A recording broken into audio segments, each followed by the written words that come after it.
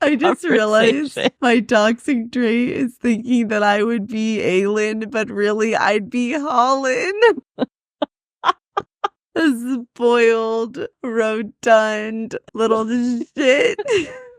He's like the most lean into being rich character. Stomping in gardens with his little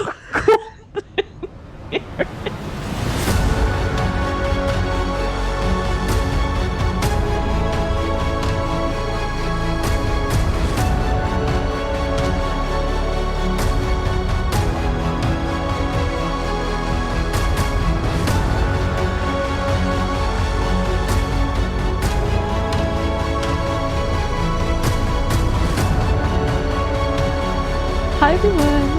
Welcome back to the Booktown Fantasy Podcast, where we, Addison and Lorraine, are two best friends who explore the wonderful world of fantasy through books, shows, and movies, but with a heavy emphasis on books. Today we're continuing our Heir of Fire coverage with chapters 40 through 43. Just when I think the story can't get any more interesting, Sarah J. Maas does it again, and I am completely enthralled now. I know this wasn't a huge action-based set of chapters, but I just love the character building and the relationship development so much. It feels like we've finally gotten past the character tension. So now we can go full force into the main action. And obviously we know SJM loves to throw all the excitement into the end of the book. And I can feel everything just like simmering for something big soon, you know? Oh yeah. I am so psyched that Celaena is starting to master her power. Like that ending with Rowan and the ice daggers and everything, I was like, yes, it is time. But also simultaneously, I feel extreme distress. You know how when you watch a movie or show or read a book and like all the odds stack up so high, they seem insurmountable. You're like, there's no way that we're going to defeat the witches on their wyverns, defeat the king with his word kings, defeat General Narok and whatever bullshit he's got going on. This is insurmountable. We cannot do this. And then you just kind of feel hopeless. That's how I feel right now. I mean, I'm very proud of Celaena. Like, good for you to throw up a little fire shield. But how is that going to help us? What the fuck are we going to do?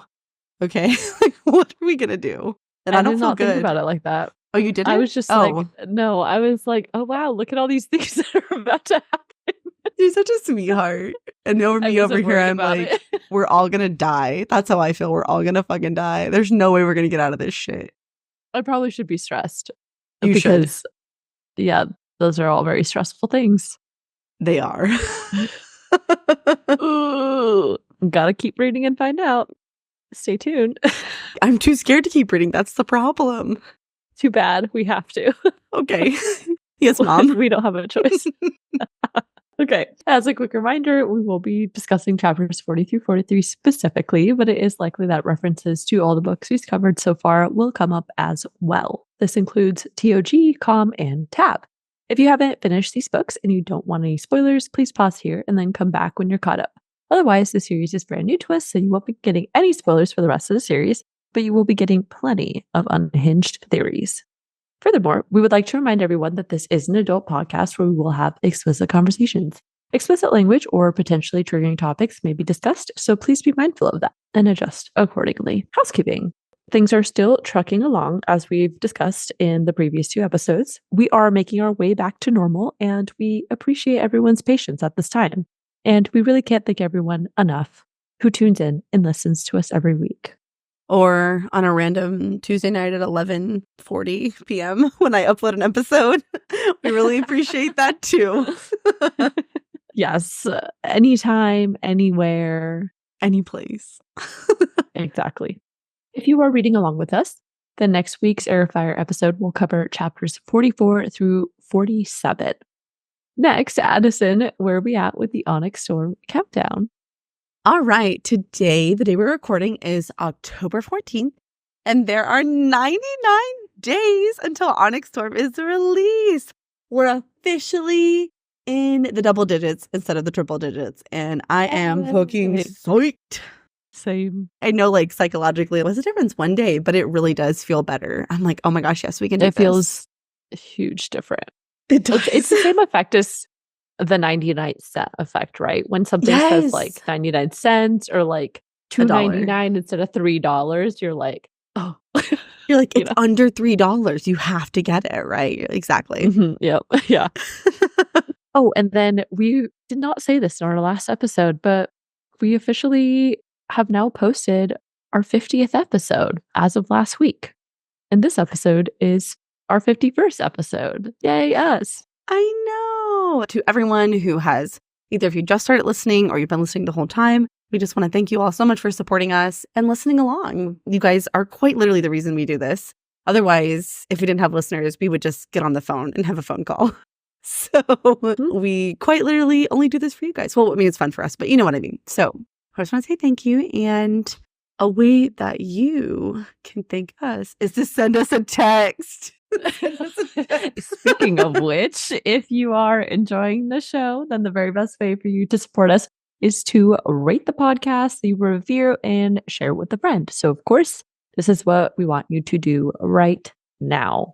You're going to open up whatever app you listen through, and then go ahead and just leave us a rating, or you can type it out if you're able to.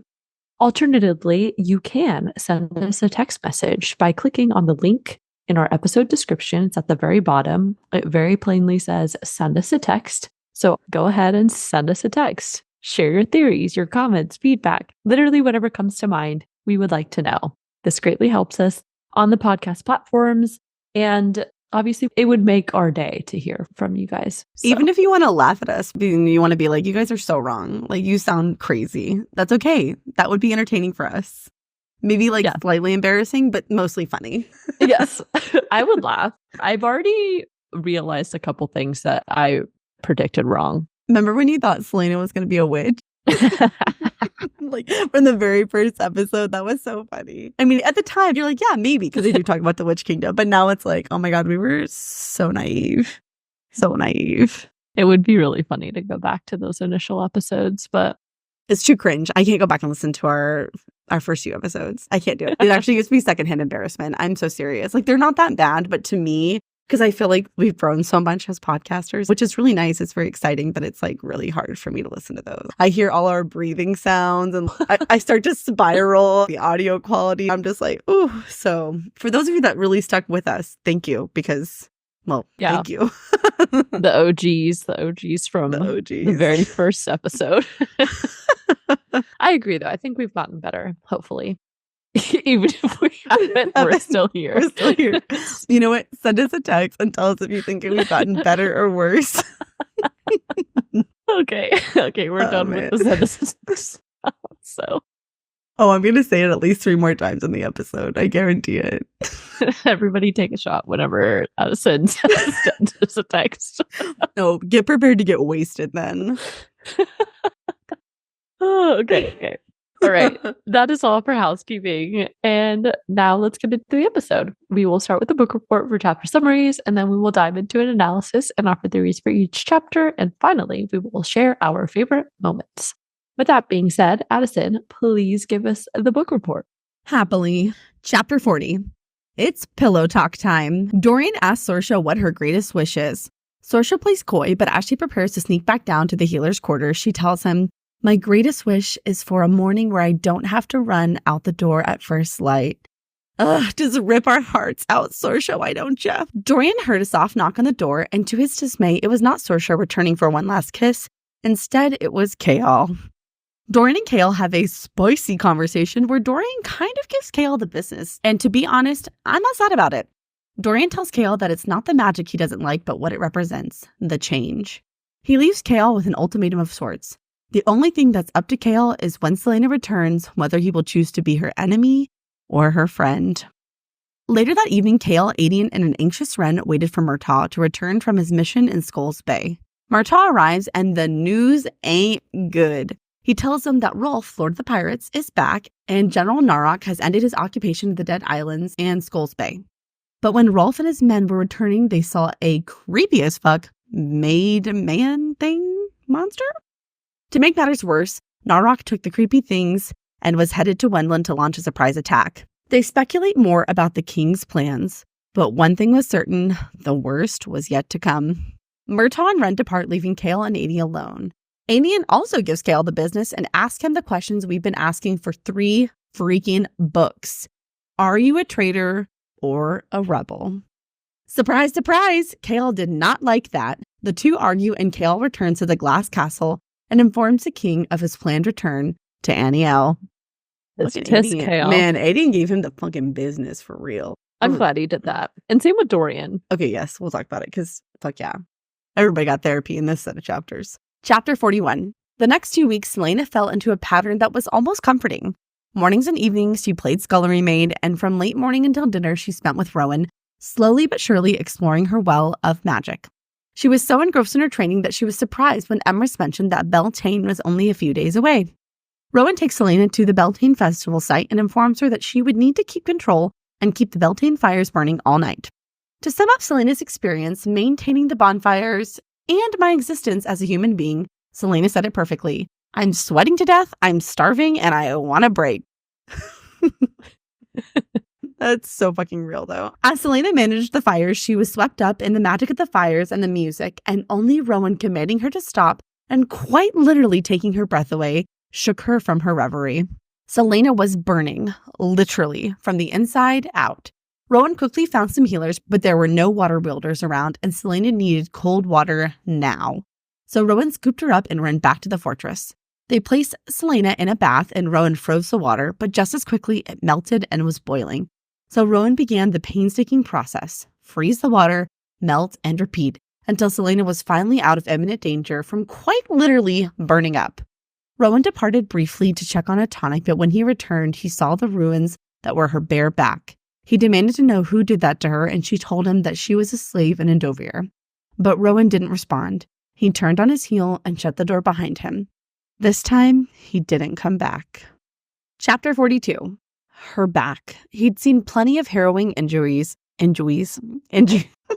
think you may need to finish the summaries. I can't do this. I'm not going to make it, Baba. Oh my God. Okay. Injuries, most far worse, but when he saw her ruined flesh, his heart had clean stopped.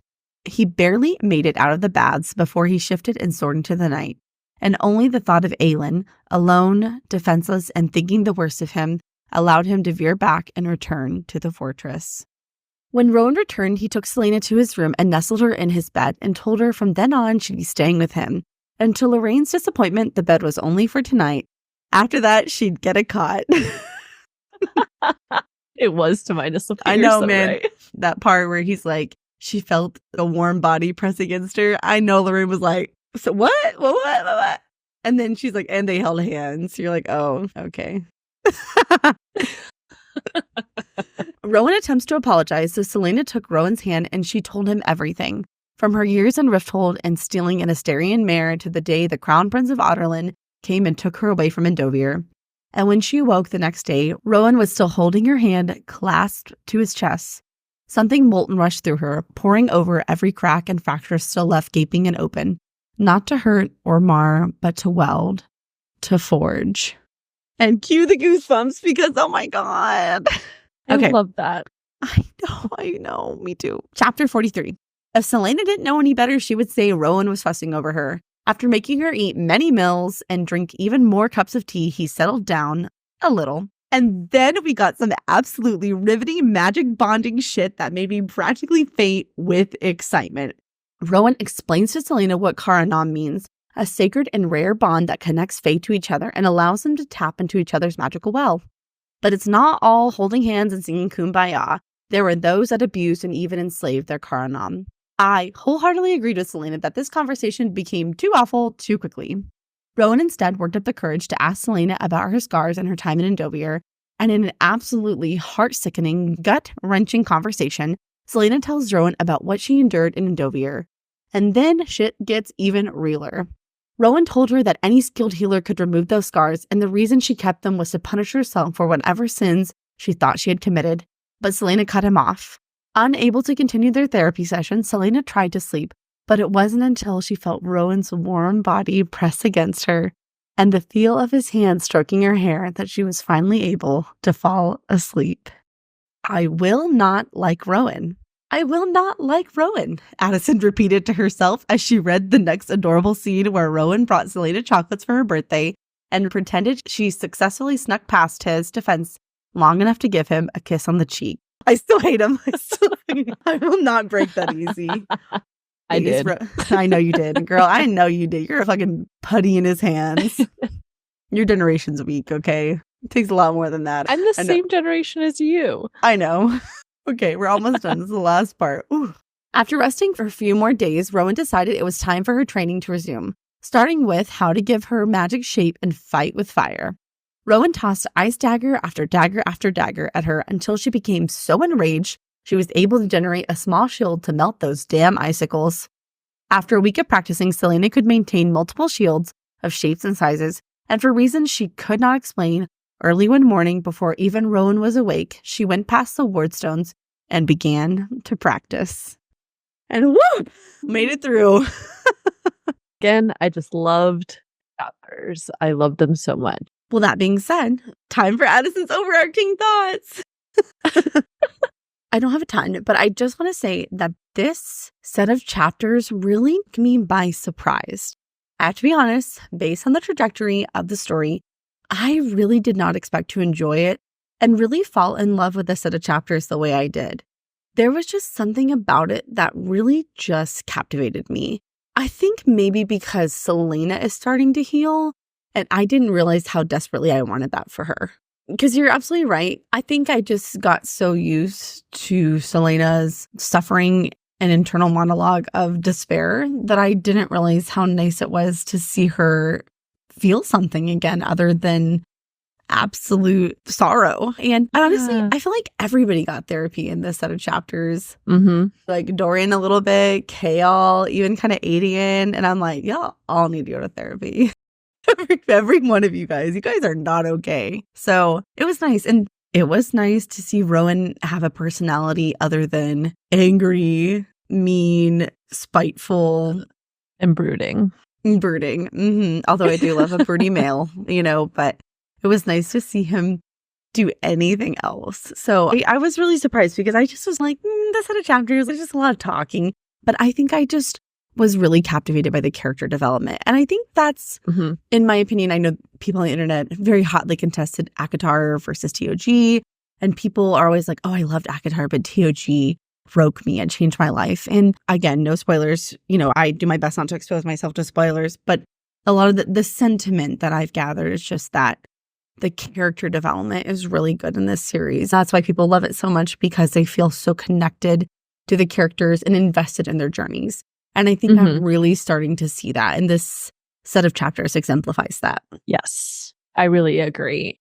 It gives you so much more perspective and understanding. And then I think with Rowan in particular, it was nice to get that perspective shift, see inside his thoughts, and finally understand what he's been thinking and what he knew, what he didn't know, and why he is the way that he is. So points for Rowan.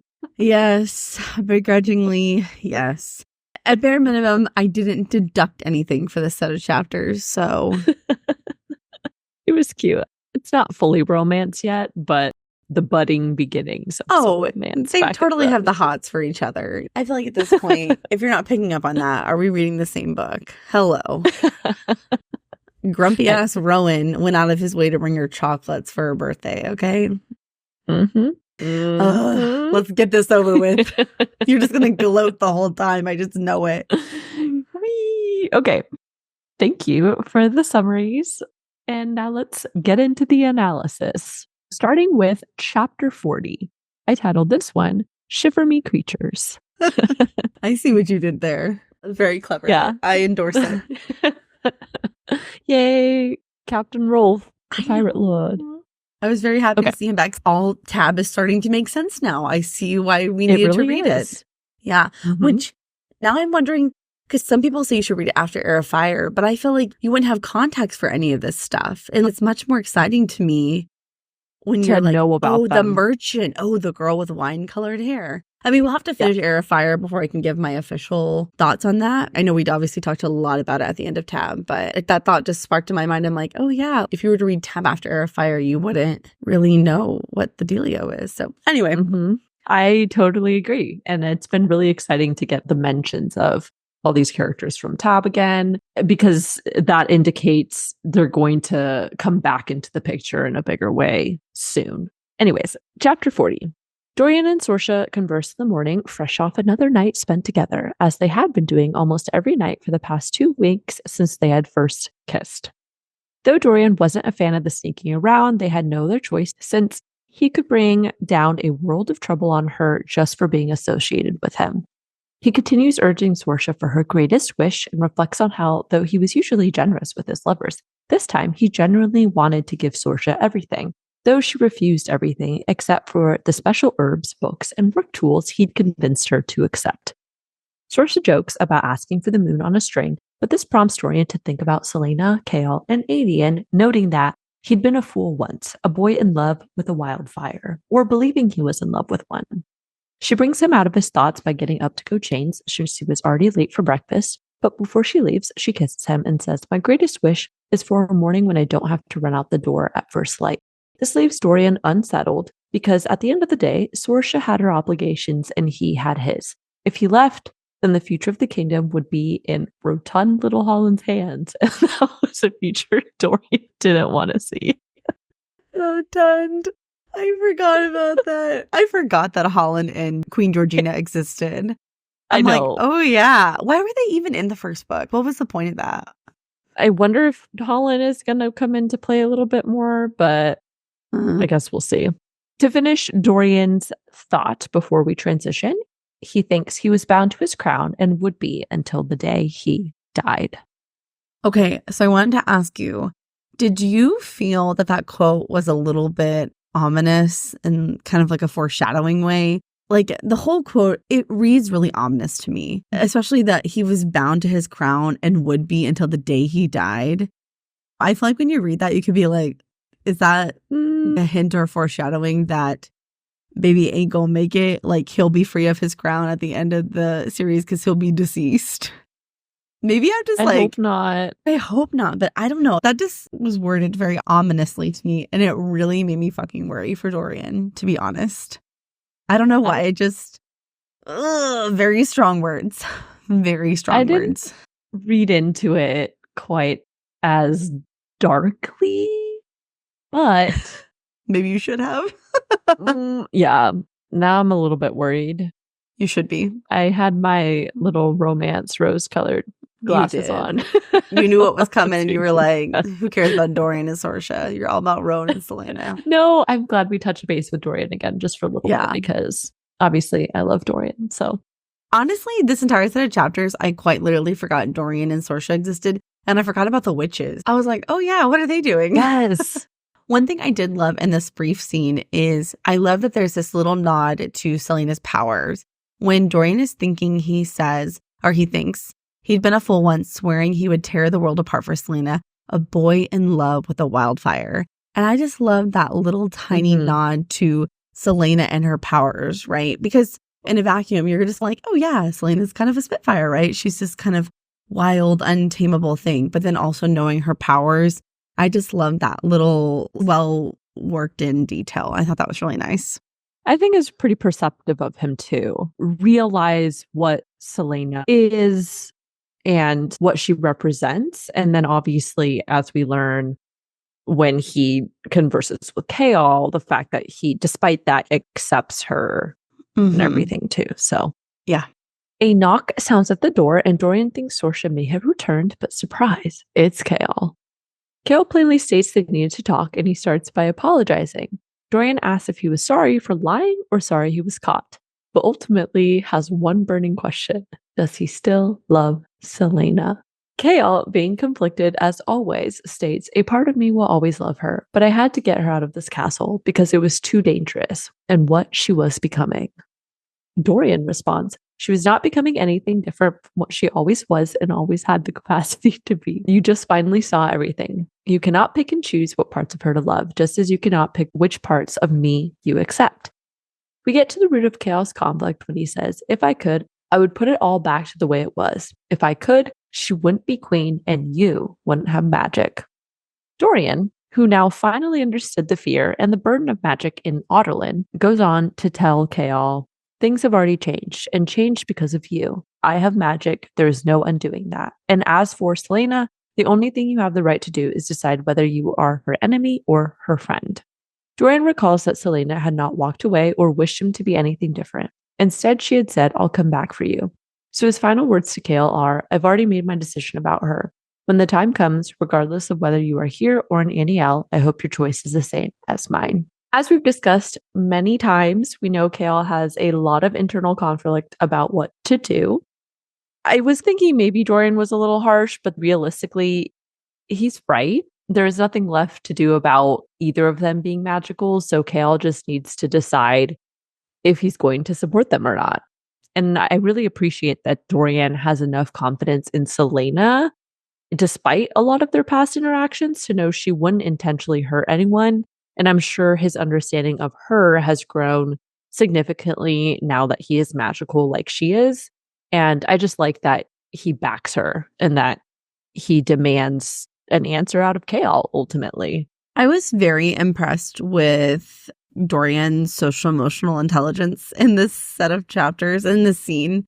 I thought he was shockingly insightful. I feel like he's a better friend than Chaol gives him credit for, because that's a real friend right there, to be able to have an honest conversation. And I don't feel like it was said in a mean spirit or anything. It was really just kind of a matter of fact, which I appreciated. Mm-hmm. So, as always, Chaol defender, not necessarily defending him, but to give some perspective for Chaol's character. As we've discussed many times, Chaol has an inflexible view of the world, okay? He's very black and white. We've talked about this so many times, so I'm not going to rehash that part. But I think it's very normal for people to wish things to go, quote unquote, back to the way they were, so to speak, right? Mm-hmm. And for Chaol, especially, to go back to the way things were when things were good. In Chaol's mind, life was pretty damn good for a while. He took pride in his work. He got the girl. They were doing it in the room closet, on the desk, like all hours of the day. He still had his best friend, Dorian. Granted, things were a little awkward, but it would have gotten better, right? And here's the really important part that I think, maybe not overlooked, but just something that I thought of, is Dorian getting magic coincided with the timeline of when Chaol's entire world blew up. And so I think it's normal for him to blame the magic. In his mind, the magic is a manifestation of when things started to go wrong. So I think it's normal for him to associate those things. But I think that Dorian really says it perfectly. He says, because you're not really scared of those things, are you? No, it's what they represent, the change.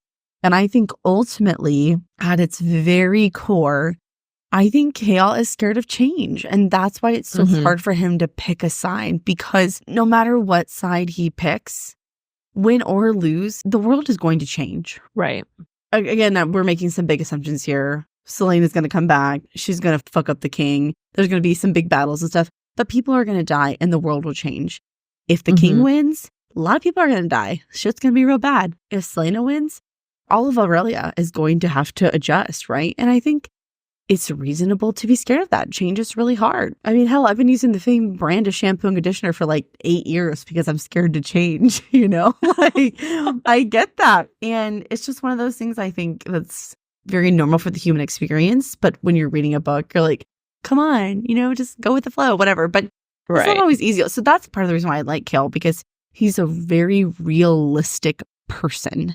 And sometimes realistic people are annoying in books because guess what? People are fucking annoying. And that's why we like books, because they're usually idyllic, romanticized versions of people. And of course, there's the smut and the dragons and all that. That doesn't hurt either. But, I feel like that's important context to remember. Also, I just loved Dorian's final thoughts in this scene. Obviously, I liked the sentiment of the thought, but actually, like, the way it was worded was just, I don't know. I think we've talked about this before, but there's a way when a chapter ends that has this note of finality, and it just kind of gives you like, the little shivers, and you're like, oh. And I really liked the way that scene ended. Also, I wanted to ask you, do you think that Dorian, what do you think his choice is? Do you think he's going to be Celaena's enemy or his friend? What has he decided? Because he doesn't reveal it. He just says, I hope you choose the same thing I do. So what did you think he was going to pick? I think based off the context of the other things he says, and now understanding that he is more similar to Celaena now than not. And so I think he's siding with Celaena. I think so too. I was just curious if you had any specific insight into that. It's hard to say what he wants to do about his father necessarily, because that's kind of a tricky thing. That's his dad. As Dorian has stated before, he doesn't like necessarily want his dad dead, but he also knows his dad is doing some really fucked up thing. Well, and to his own thoughts in this scene, he's chained to his crown because he can't let Holland rule. So how is he going to simultaneously usurp his father, keep him alive, and take the throne? You can have two of those things. You can't have all three. So the king probably going to have to die. And so I think ultimately that's something Dorian will have to come to terms with. I have no idea if, when, or how the king will die. I highly doubt Dorian will be the one to end it, but who knows? Right. But that's going to be a big thing for him. Yeah, it really is. There was a lot of chill, shiver-inducing quotes and moments in this set of chapters. There were. And I think this was one of them. So I had a lot of favorite moments. I mean, many that I wrote down, but even more that I was like, oh, that's so close. That's such a good one.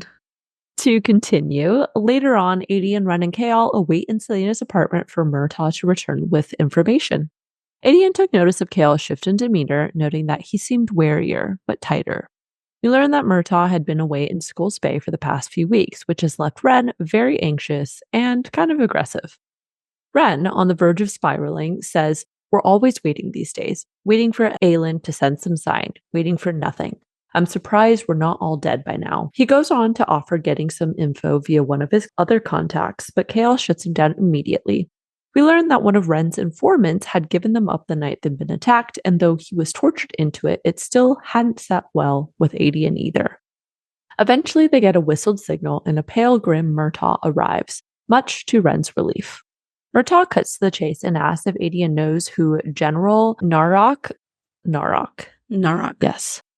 Narwhal Narok. Okay. Who General Narok is. Oh, okay. So, fun fact about General Narok. I don't know if you remember this. This is not the first time he's been mentioned in the series. Okay, he's been mentioned one other time. Was he mentioned before? Yes. I got you, boo. I didn't look it up.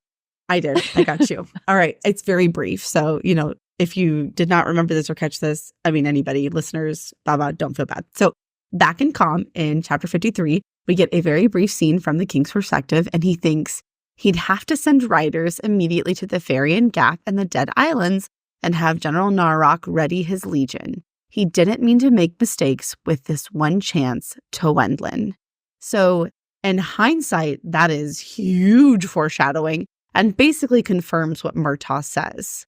So this is the only other time that he's been mentioned. One, I actually remembered that. And two, I did actually verify it via searching the ebook. So, I mean, it pretty much spells out exactly what he's going to do and what's happening. So that was my gosh. What a little great foreshadowing that, at the time you don't have context for it. So you're just kind of like, right. Whatever. But now I'm like, damn, she basically told us what the fuck was going to happen back in Calm. So I'm really glad that you mentioned Narok because I literally could not remember why he sounded familiar, but that's why. That's crazy that it was already foreshadowed for us right there in front of us, and I totally forgot. Oh, I know. Not even foreshadowing. It's basically spelled out exactly what is happening. Yeah. You're like, wow, okay. But, oh well. Oops.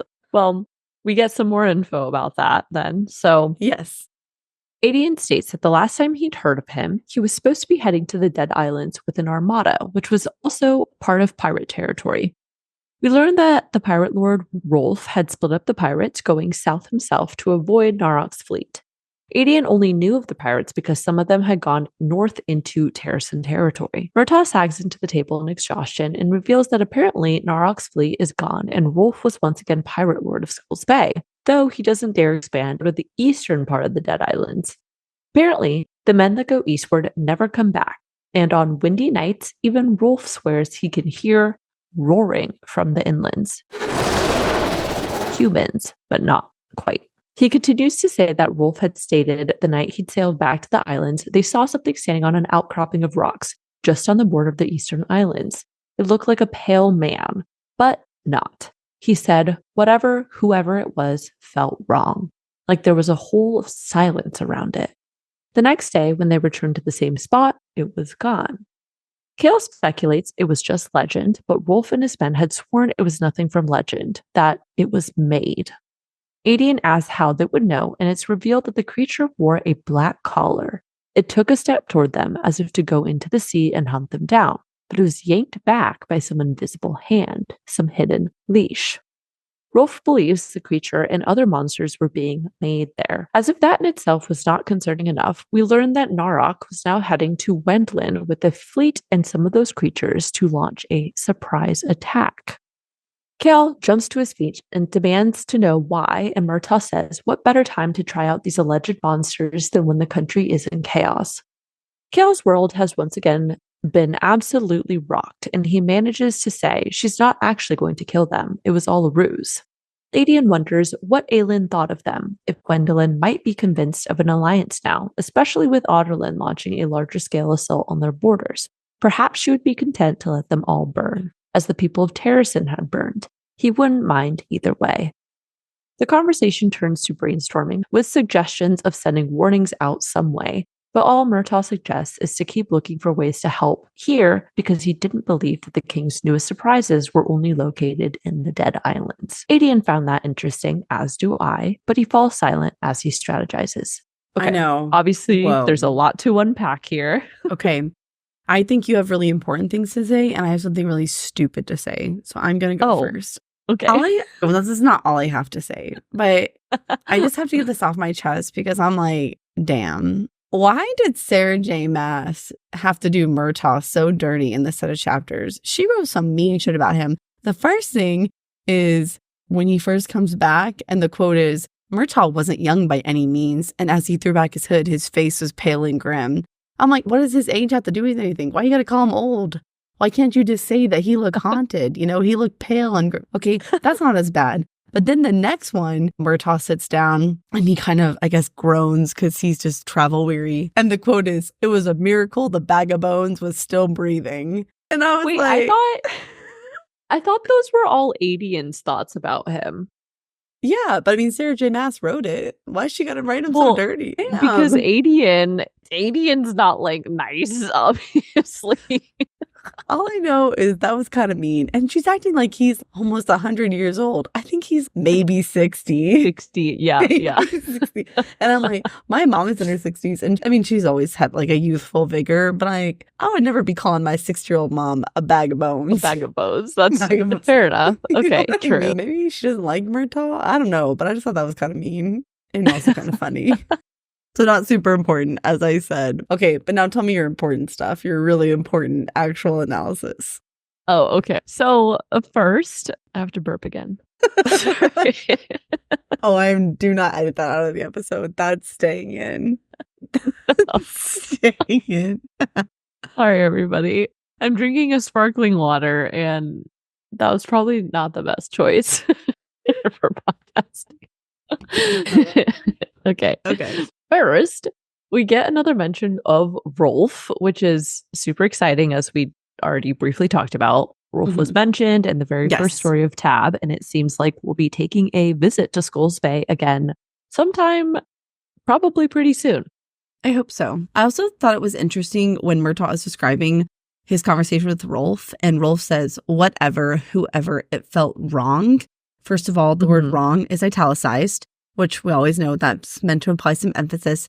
And two, more importantly, this is very, very similar to how Manon describes things in the Omega. I know we've talked about this so many times. That very phrase, it seemed wrong, it felt wrong, it smelled wrong, because we've had a lot of speculation about the Omega and the dark magic and what's going on there. And so it's interesting that we get this description of this made, quote unquote, scary monster thing, likely manipulated by dark magic, and to Rolf as well. Yes, and to play into that, actually, my first thought about that creature is that it sounds very similar to the creature that Celaena saw at the Barrows with Rowan. Oh. Or maybe even the creatures that have been out here, like, killing the Demi-Fae. Okay. Yeah, because remember she says it's like a man, but not. Yeah, it was pale. it seemed to come at her like it wanted her memories or whatever. Ooh, interesting. Okay. And this is where I had a realization. But I had previously thought that whatever creature that the Barrow Wight was, or whatever things had been killing the Demi-Fae, I thought perhaps they were coming through the Word Gate or something. Mm-hmm. But now it seems more likely that it's related to the king and whatever he's been making. Okay. Yeah. I think that seems fair. Yeah, Narok's fleet has likely been gone for a few weeks, sailing to Wendelin since they were already gone when Murtaugh arrived at Skull's Bay. Given that context, I would imagine they are already in Wendelin or very close by now. I feel like it also plays into this idea of foreshadowing. Murtaugh says, because I do not believe for one moment that His Majesty's newest surprises were located only in the Dead Islands. Mm-hmm. I tagged that because I'm like, oh, we've discussed this before, maybe in the Omega. That's what Manon was sensing. But now I'm wondering, playing into what we were just discussing, he could have these little creation stations all over Aurelia, and some that are even closer to Wendland, or maybe even in Wendelin. I mean, we don't really know the process and what it requires, but it's definitely not out of the realm of possibilities that he's even just sending one or two of these creatures like to try to get into Dornell or for other specific tasks. And so that's a really interesting thought. And I can't say this quite headcanon for me, but that definitely feels like a reasonable speculation and possibly even conclusion. Yeah, I still need to get confirmation on that, but I'm kind of changing my mind a little bit about where these creatures are coming from. It seems like a lot of these things are ultimately just stemming from the king. Right? All bad things. Surprise. All roads lead back to the king. Like, yes. What, the evil king, what a surprise. No, I definitely wondered that too. We get all these threads of these characters and thoughts and ideas. And I feel like in the end, Sarah J. Maas is just going to take them all in time in a bow. And it's going to make one big, beautiful bow. And you're going to be like, oh, it's literally all connected. Yep. I think so too. She's setting us up. And my final thought before we continue is just that I think we finally know what the major source of conflict and battle will be in this story. Narok and those maid creatures are being sent to Wendelin to attack. And I would imagine that people in Wendelin are going to find out. And Celaena's there, so she's going to find out. And they're all going to need to come together to fight against them, right? Yeah. I feel like at bare minimum, there's going to be an attack on Wendelin in this story. Whether it's like the big scary thing at the end or the pre-climax before the big one. Right. Yeah. Like it's like the on-ramp to the action. No, I think you're absolutely right. I hope so. Well, actually, no. I don't know why I said I hope so. I don't hope that that's the case, but... I mean, from a reading perspective, yes. For Celaena and everybody else's lives in jeopardy, no. Okay. Chaol and Aedion have a tense conversation later after Ren and Murtaugh depart. Chaol knew Dorian had been right about resenting Celaena's true identity and abilities, but this didn't change how he felt. Aedion prods and asks what Chaol's true motivation and for what he actually fought for, but Chaol responds, I'm on neither side. I only wish to help my friend before I leave for Aniel. Aedion is dissatisfied with this answer and warns him that perhaps not picking a side is the issue and that he should tell his father he would be breaking his promise. Chaol contends that he wouldn't turn his back on his kingdom or Dorian, nor would he fight with Aedion and slaughter his own people, noting that his honor might very well be all he would have left at the end of this. Aedion continues to ask, what if the prince sides with us? To which Chaol remains true in his commitment by stating, I will fight alongside him. Regardless of what Dorian decides, he would never sanction the killing of innocents. Aedion was clearly trying to rile him, but Chaol goes on to warn him that Aelin would likely condemn him for spilling any innocent blood, and that there are good people in this kingdom, and they deserve to be considered in any course of action your side takes. This ticks Aedion off in particular, and he swiftly jumps into Chaol's face with a vicious statement. When your men have died around you, when you have seen your women unforgivably hurt, when you have watched droves of orphan children starve to death in the streets of your city, then you can talk to me about sparing innocent lives. Until then, Captain, you have not picked a side because you are still a boy, still afraid of losing whatever dream it is you're clinging to, and it will cost you in the end. Chaol leaves shortly after and barely sleeps. Then the next morning, he finally informs the king of his plans to return to Aniel. Woo, that was a loaded conversation. It was like dancing in a field of landmines. Yes. My two men going head to head. Don't I make was me gonna pick a say, side. I'm sure you have many thoughts I as an do. ardent Chaol defender. Yeah. But again, as Dorian did, I think Aedion brings up some valid points. And with this combo, we know that Chaol does indeed fear who Celaena really is. He is afraid of who she is, her power, and most importantly, what she represents for the people of Terrasen, and then many others whose lives and kingdoms have been, completely destroyed thanks to the King of Adarlan. I do understand Chaol's concern for the innocent people of Adarlan as well, but he does really need to decide what he's going to ultimately stand for. I don't think that going along with it just because Dorian is going to be sufficient enough reason for him to be safe and trusted, especially not with Aedion. Because if he can't switch his allegiance for himself, then he will always be a threat to Aelin and the cause of Terrasen, because who is to say he wouldn't suddenly decide against her or sabotage something, whether he intentionally did it or just unintentionally because of his indecision or whatever. I don't personally think Chaol would do that, but I'm sure that, that's something that Aedion is considering. I do think Aedion's point about Chaol not understanding what it's like to watch his people suffer is very true. Chaol has been insulated from that because he's been indoctrinated with the side that's been in power for so long and all that propaganda that comes with that. I think Chaol fundamentally cannot relate to Aelin, Dorian, or Aedion because he is not magical as far as we know. But I do think feeling fearful is a very real thing for him, because what can a regular person really do against someone who is magical in the end, right? Not having magic has leveled the playing field, so to speak. And as talked about earlier, that lack of knowing, view shattering is like a really big thing for Chaol. So, no, I think you made a lot of excellent points. I think your analysis is really spot on here. Aedion, in a sense, is criticizing Chaol. In a way, he's also just pointing out the reality that Chaol is going to have to make a choice, right? And I especially like your last point that because he doesn't have magic, he's fearful of it. And also remember, he's grown up in Adarlan, which hasn't had magic for decades. It reminds me a lot of, for those of you who have followed along with our House of the Dragon coverage and or you've just watched the show, the basic theme of season 2 of House of the Dragon was, in the face of a war between dragons, nothing else matters, right? Like men by themselves have no hope. You're just an ant in the cosmos. You know what I mean? You have no significance. There's nothing you can do. You're completely powerless. And I think that's a very similar sentiment that Chaol probably feels in the face of magic. I think seeing Celaena shift and crack the world in half in a portal to another world, probably a little traumatizing for Chaol, right? And I get that. But I do think that Aedion is right. He is going to have to choose a side. And I also think that you're right, that just choosing to support Aelin because that's what Dorian does is not sufficient. He's not going to die for a cause he doesn't believe in. And so he is really going to have to do some serious introspective thinking to decide, what are my principles and will I die for them? And that's ultimately where Chaol's going to land. And I think that's going to be a really difficult journey for him. I really do.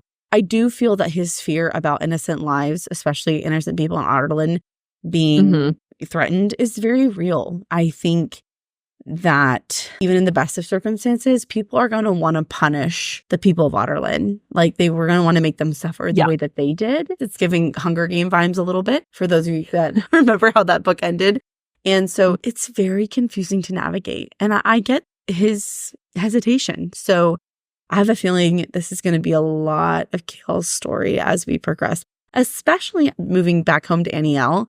Is probably going to reinstigate a lot of feelings for him, obviously because his dad sucks. But this feeling of duty and honor and responsibility for the people of Aniel, which I think the waters are already pretty muddy and they're only going to get muddier for a while. I totally agree. We were speculating as to what is the reason so many people dislike Chaol. And I wonder if he continuously is indecisive for a long period of the story. And I wonder if maybe that is what really starts to annoy people, is that fundamentally he just will not. He's constantly swinging. he cannot stand with Celaena. I don't know. That's possible. And honestly, that will probably get old for me very fast. Because Yeah. don't get me wrong, taking time to make careful, deliberate decisions, super important. But at some point, man, you just got to decide and stick with it. Right or wrong, you just got to go for it. You got to commit. You got to lean in. So Yep. I hope we do not have to read a whole book of him doing that, because that'd be really annoying. That would be a challenge. Maybe you would no longer be a Chaol defender. Just kidding. I'm scared to say it was when you say it and you record yourself, it's immortal. So I'm scared to say anything too concrete, because you'd be like, Madison, remember when you said publicly that you would always have been Chaol? Well, eat your words. So I'm not going to say never say never, but he's my boy. He's my boy. I love him. I still love him. Yeah. Just kidding. But he's no Aedion. He's no Aedion. He's no Dorian. So ew. I love Dorian. I always will. He's pretty sweet. All right. So that ends chapter 40. Moving on to chapter 41. I titled this one Drunk on Fire. That seems about right. Although it gets a little more extreme than that. So that's fair. It's been another 2 weeks for Celaena since the encounter with the creature, and all her time had been spent training with Rowan and exploring the well of magic inside of her. They practiced from ruin to ruin, Rowan pushing and pushing, but he at least brought food since magic gobbled up energy and she was eating double or triple what she used to. Celaena and Rowan were slowly building a deeper relationship, and though she still didn't tell him everything, she had enjoyed learning about Rowan's past campaigns and adventures. She thinks Rowan was a true warrior who had walked on and off of killing fields, led men through hell, sailed on raging seas, and seen distant, strange shores. She envied his long life and travels, but she still sensed the constant underlying feeling of rage and grief, so she did not envy the battles and wars of far-off lands or the bloody years spent laying siege to cities of sand and stone. Through his stories, she also began to hate Maeve more and more, so she asked for as many stories as possible from Emrys every night. Before long, they were 2 days out from Beltane, a celebration of spring. And Celaena reflects on how, in Aurelia, they could do little more than raise maypoles and decorate hawthorn bushes. The king allowed nothing more than the bare bones. She also recalls a touching memory of Beltane celebrations from when she was younger. She recalls it was her night, her mother had said, a night when a fire-bearing girl had nothing to fear, no powers to hide. Aelin Fireheart, people had whispered as she bounded past, embers streaming from her like ribbons. Aelin of the wildfire. I loved that memory. It was so small, but just for once, fire and burning things was celebrated, and she didn't have to be afraid of herself. Literally one night a year, she could just be free and be who she is without any fear. I know. Picturing like little 6-7-year-old Aelin not being afraid, especially because the last memory I got of her was her being so afraid to burn a friend or an object or her parents. And so to think of her having a night where she doesn't have to carry the burden of that is, I don't know, and just the way it's described. It's just so cute. I know. And Fireheart, and how in the other chapters she'd had that spirit of her mom whisper like Fireheart. So sad, but I loved it. Me too. So on the day of Beltane, Celaena had hoped for a day off, having spent so many days helping Emrys prepare. But alas, Rowan had other plans, and he had dragged her out to a massive pile of wood for the bonfire. There were dozens of demi-fae newly arrived for the celebration, and Celaena had been both secretly pleased with the admiring glances she received and displeased with how quickly they looked away as soon as they beheld Rowan next to her. Of course they were. She also hadn't failed to notice some of the females take looks at Rowan, which made her want to claw their faces off. There's a little aggressive language here. Though she didn't necessarily have interest in Rowan and doubted he had any in her either, she couldn't help feeling territorial the more time she spent in her fae form. Territorial and grumpy and mean. After this set of chapters, obviously, there's just a huge shift for real this time in the interactions between Rowan and Celaena. Celaena can deny it, but she's got a little crush starting, I think.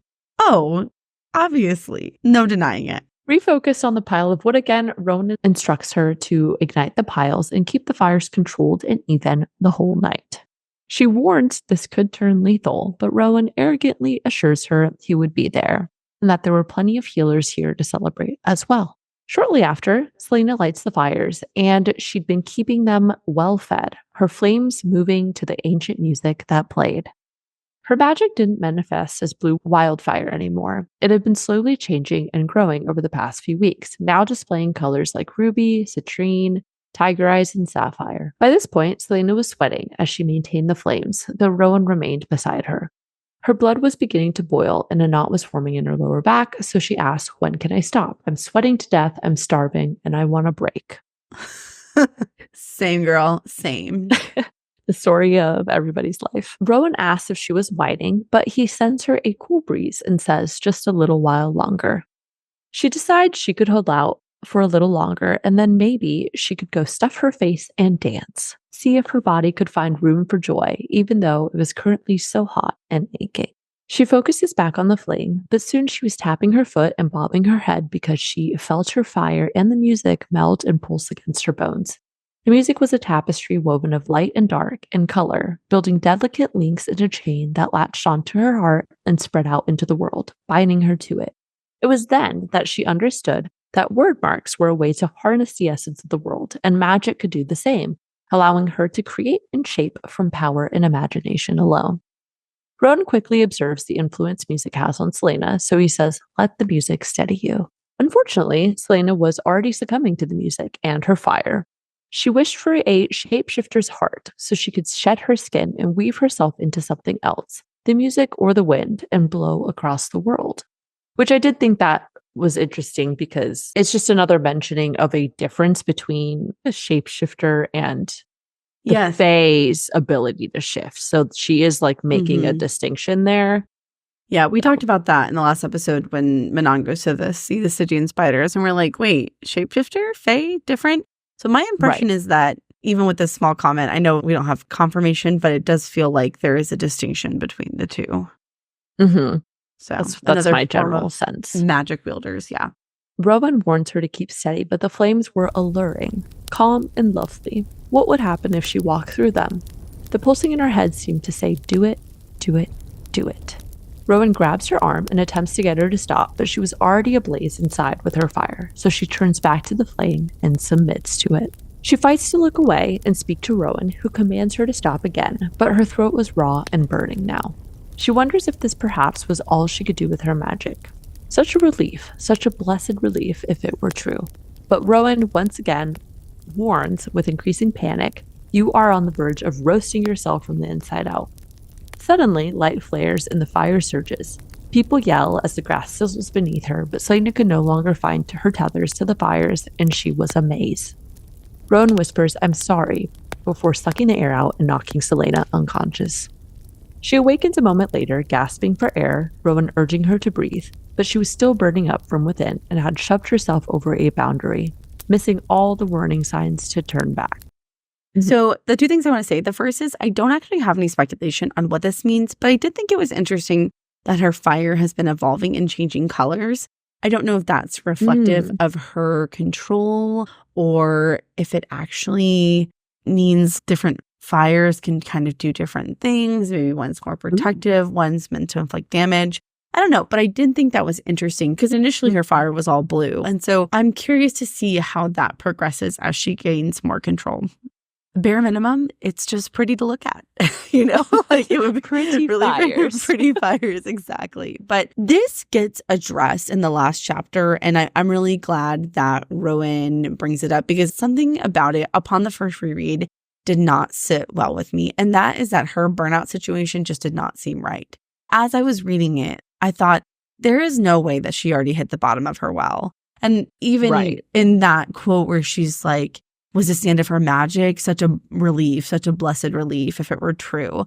And I thought even Celaena's own thoughts seemed to indicate that she is surprised. And then later in the chapter, there's another comment about it. And she said she hadn't felt like she was burning out, it had come on so quickly. Maybe that was all there was to her magic. Maybe her well didn't go as deep as everyone had thought. It would be a relief if that were true. I mean, I agreed with her. The burnout felt like it came out of nowhere and that it didn't add up.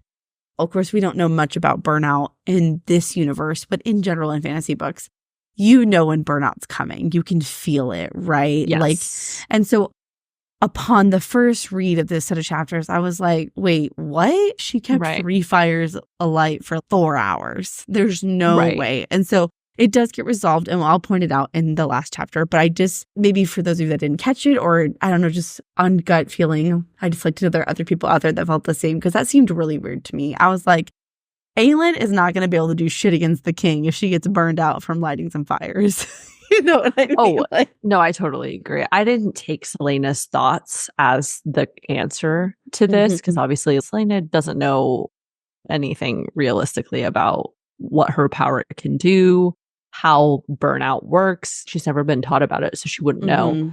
I have some thoughts later too as we get some clarification. But even in her own descriptions of this scene, she describes herself as succumbing to it, which I think is really interesting. And then she doesn't understand what's going on. So then she's like, oh, maybe this is what it is. But I do feel like burnout is more of the process of letting the magic overtake you. It's not that you run out of magic. It's that you no longer have control of it, is kind of what it sounds like to me. And then it overtakes you and consumes you, not you using the magic, I guess. I think it lines up a lot of conversations and snippets we've gotten about how magic works in this world. Nature likes things in balance. And so you're only as powerful in a sense as you are. And so the stronger you are, the more you practice, the more control you have. And it's when you lose that control that the magic sort of eats up your own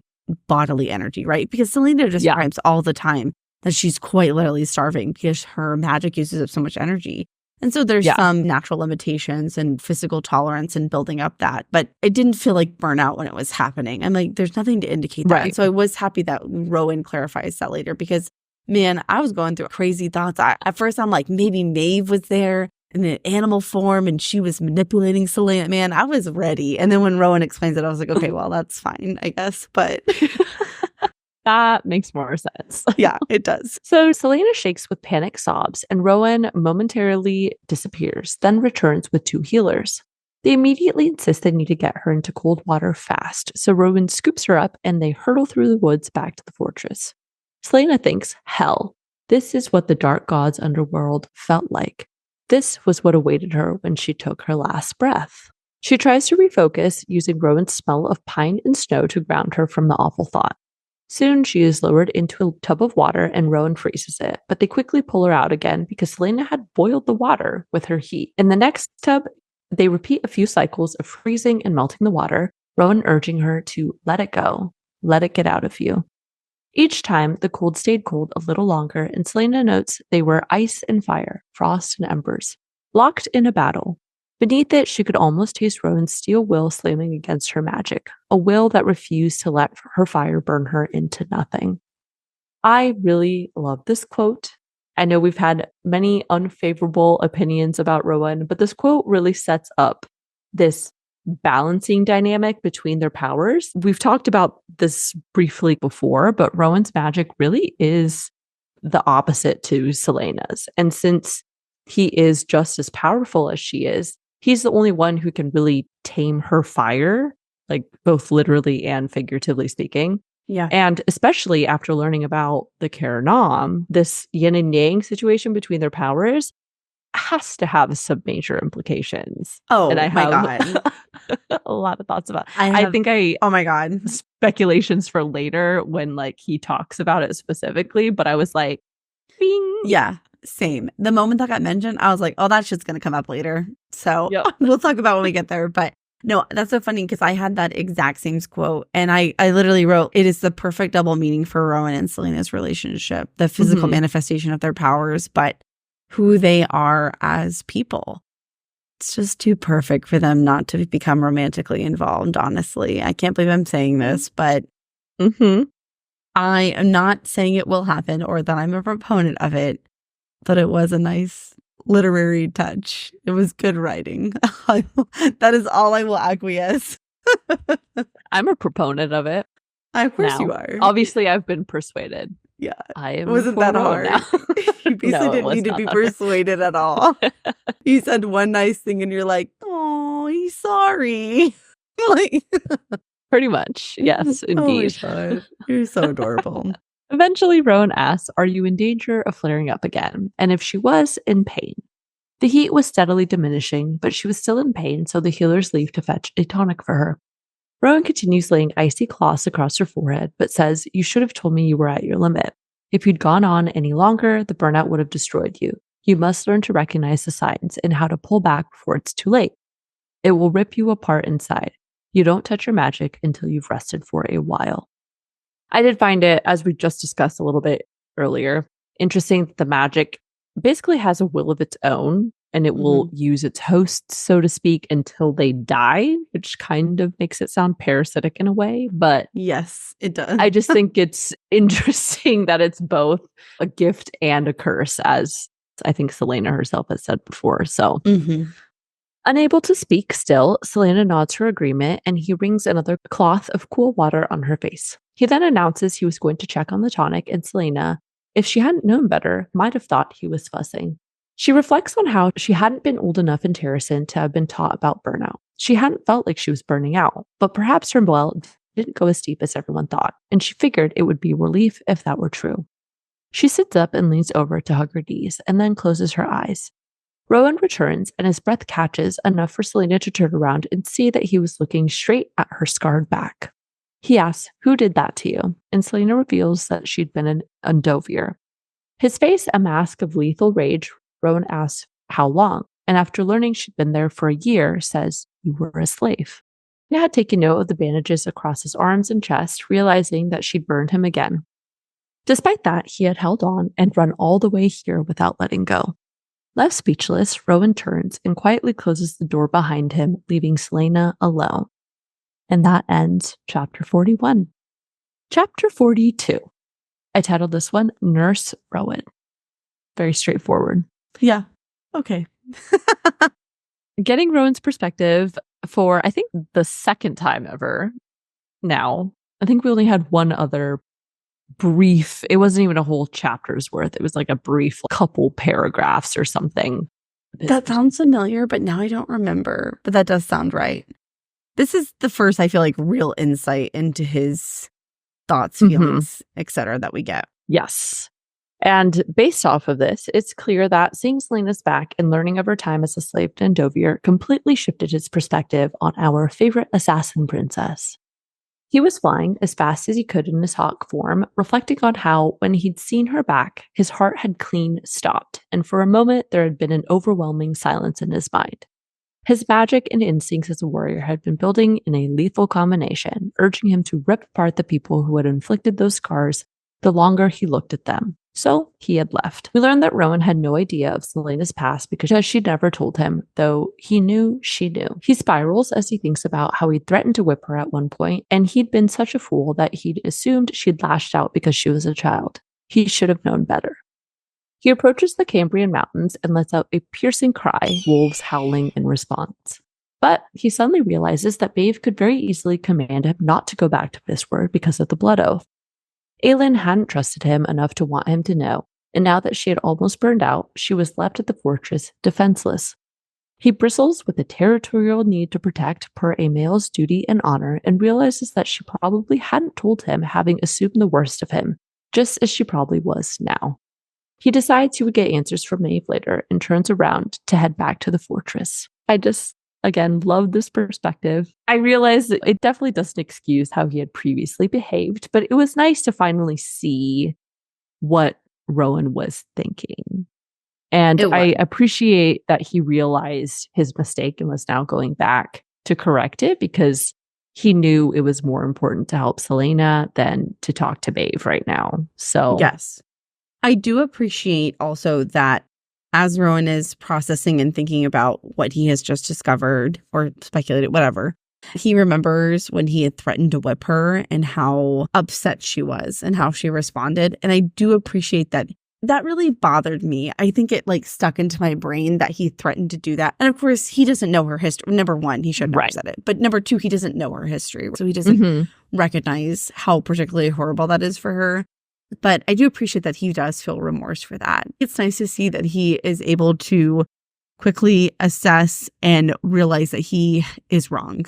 Because I feel like a lot of people, they would try to justify their behavior, but he was like, oh, I fucked up. And he owned it. So I do appreciate that for him. And then I should have done my stupid note first, not my nice note. Oh. There is a description in this brief perspective that gave me the ick so bad. I actually had to stop listening because I was just like, kind of revolted. So he's thinking about her back and he says, that slab of ruined flesh glistening in the candlelight. And something about calling it a slab of flesh, it gave me the ick.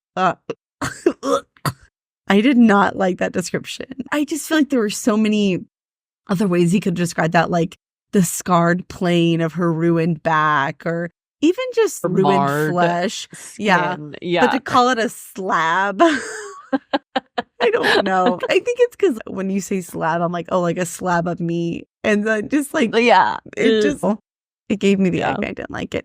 I also thought it was, I guess I had one more thought and I forgot, but I think it's interesting that Rowan is mad as fuck at Maeve. And we have speculated that something is off with Maeve. And the way this reads to me definitely confirms that he has not and does not like Maeve.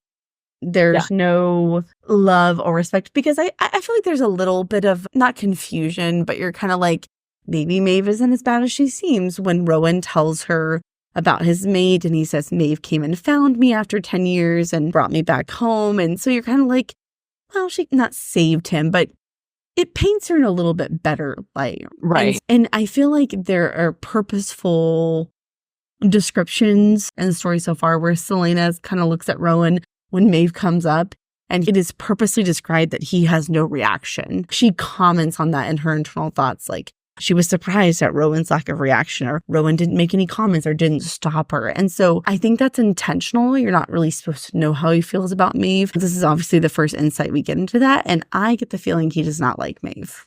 I think so too. And now I want to know why. At bare minimum, he may not have liked Maeve, but he didn't realize how much he was left in the dark about, or realizing that Maeve has been doing a lot of shady things that maybe he hadn't entirely known or been aware of.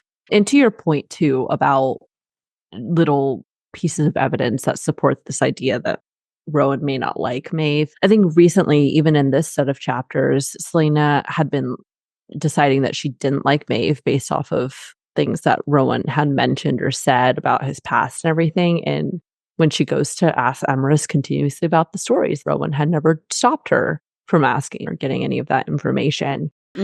So I had always just assumed that it was a level of respect. But now that we're getting all this information, it's like, no, he just can't do anything about it because of this blood oath. Honestly, as soon as the blood oath got mentioned, I was wondering, is there a way to break a blood oath? And is this going to become a plot line? Maybe not in this book, but in a future book. Because in my mind, I'm like, what if Celaena wants to go back to Aurelia and she wants Rowan to go, but Maeve says no, and Rowan's like, well, I'm going. You know, I don't know. My mind kind of, went off a little tangent, but I feel like we're very slowly building up to something like that, or some kind of conflict between Rowan and Maeve. I think so too. I do wonder what the blood oath situation is going to be. There has to be a way to break. One. I'm sure. Well, I'm sure death of one of the that's like one of the obvious ones. but maybe some way besides death. I don't know. I haven't really thought about what would happen if Maeve died. I feel like it'd be kind of a big deal, but obviously we don't want Rowan to die. I don't like him, but I don't want him to die. I don't want him to die. Yeah, I bet you don't. Anyways, Celaena had stayed in the tub until she was frozen, but eventually heads back to her room and immediately drops into bed. She tried to avoid thinking about what it meant that Rowan had left, but she drifts off into a fitful sleep. Eventually, she hears the windows open in a flutter of wings, followed by a flash of light. Rowan quickly scoops her up and carries her to his room, where she is met with a roaring fire, warm sheets, and a soft mattress. He gently tucks her into a quilt, then says, "You're staying with me from now on. The bed is for tonight. Tomorrow you'll get a cot, you'll clean up after yourself, or you'll be back in that room." Celaena nods and agrees, but states, "I don't want your pity." Rowan assures her it wasn't, but goes on to say that he hadn't known what had happened to her. But Celaena reaches a hand across and says, I knew. At first, I was afraid you'd mock me if I told you, and I would kill you for it. Then I didn't want you to pity me. And more than any of that, I didn't want you to think it was ever an excuse. So I found that interesting because it reveals another fear of Celaena's. She's always been tough and has only revealed to very few people about her past in Endovir. And I had always thought it was because it was too painful to talk about, and I'm sure it is.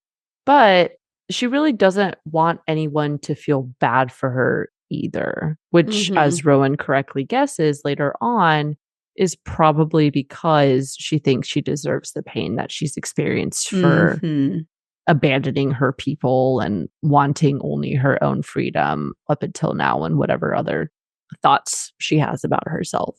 Yes, that was very beautifully said. I 100% agree. No notes. Retweet. Check. Okay. Rowan asked for the story on how she got there, then got out. So Celaena finally tells him everything about her past as an assassin, her capture, the date she'd snapped in Endovir, and how she'd become the king's champion. She goes on until she was too tired to stay awake.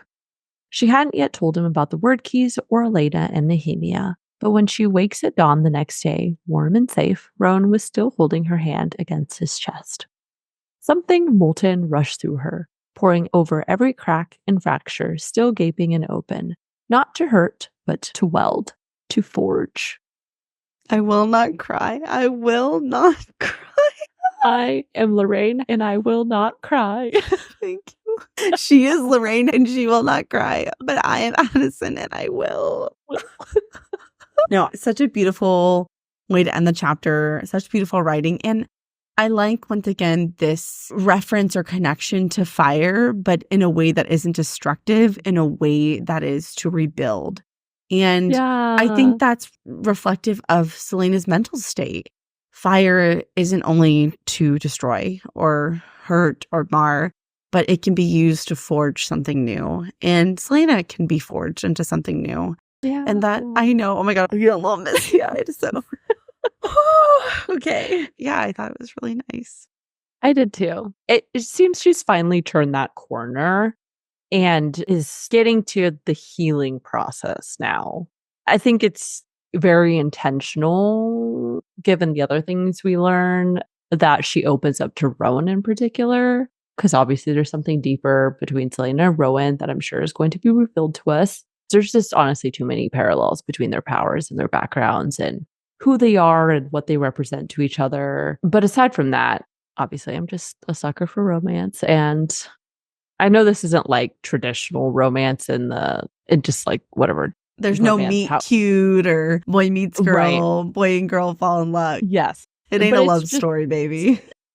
No, but it is really cute to see Celaena being cared for and for her to feel that she wasn't abandoned, for the first time in a very long time. So yeah. I know even that line where they hold hands and she's like, she'd forgotten what it was like to be touched by lover, friend, or anyone, like the physical touch.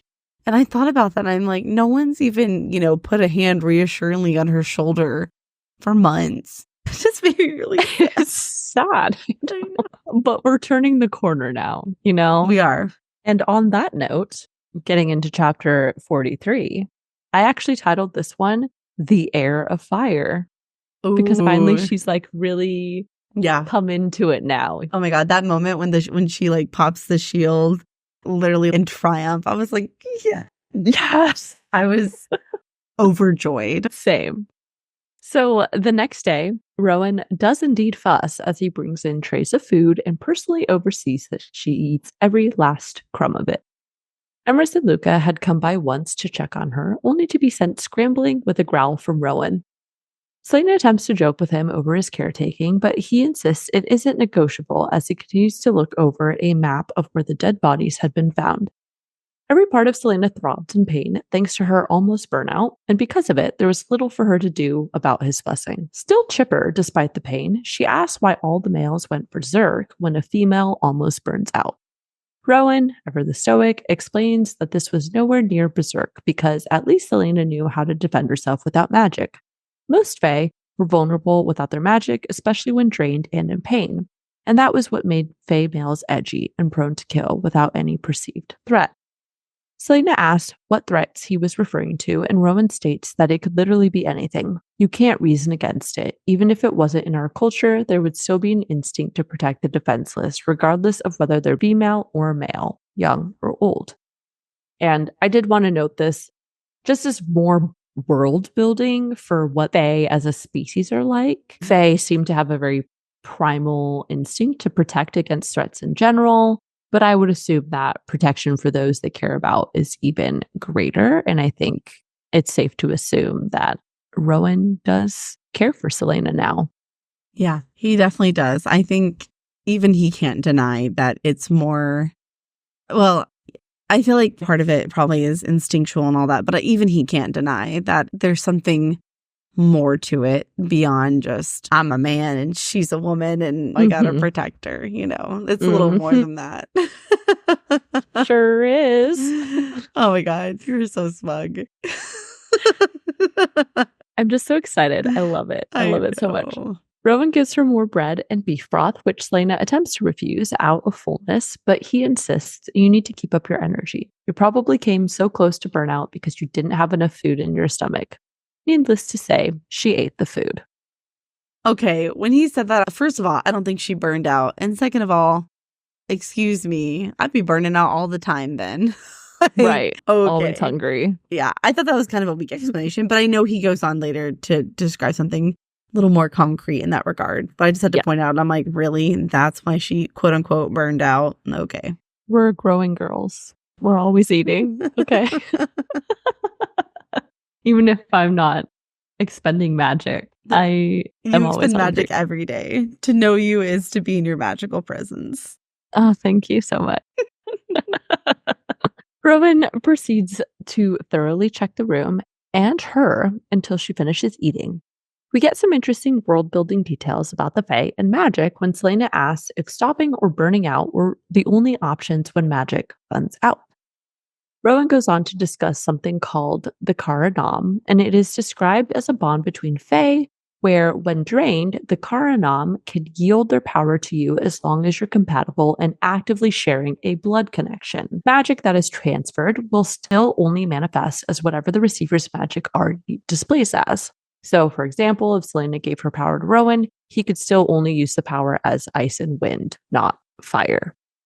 Discovering a Karanam is extremely rare, and the only way to find compatibility is to try, but most Fae never meet someone who is compatible or whom they trust enough to test it out with, because if the Karanam is unskilled, the process could shatter the receiver's mind, or both participants could burn out completely. Celaena asks if it's possible to steal magic from someone, and Rowan admits that there had been Fae who had attempted to steal power to win battles and for their own gain, but it had never worked. On the rare occasion it did, it was because they had held someone hostage who happened to be compatible. Supposedly, Maeve had outlawed forced Karanam bods before Rowan was born, but he'd had to hunt down Fae keeping their Karanam as slaves before. Usually the Karanam were so broken that killing them was the most merciful thing he could do. Celaena gently says doing that must be harder than all the wars and sieges you've ever waged, and Rowan adds that immortality is not as much of a gift as mortals would believe. It can breed monsters that even you would be sick to learn about. I don't know why, but my mind went straight to Maeve for some reason in our previous conversations in chapters 31 through 35 about Mab and Mora yielding their immortality and stuff. Yeah. I know it's not the same situation, right, or topic necessarily, but I really wouldn't be surprised if Maeve found a way to take the power of others or something, Definitely at bare minimum, as you're saying it, this comment seems to maybe be an allusion to Maeve, that Maeve wasn't always like this, but because of her immortality, because she's been alive for so long, it has made her kind of evil, right? She has picked these whatever goals she has in a single-minded pursuit to whatever ends by whatever means is pursued those. And likely that means some pretty heinous shit, in my opinion. We really don't have any concrete evidence that Maeve is bad, but it's just so headcanon We're for just me. like, Maeve is bad. I know. But like, I just don't let it go.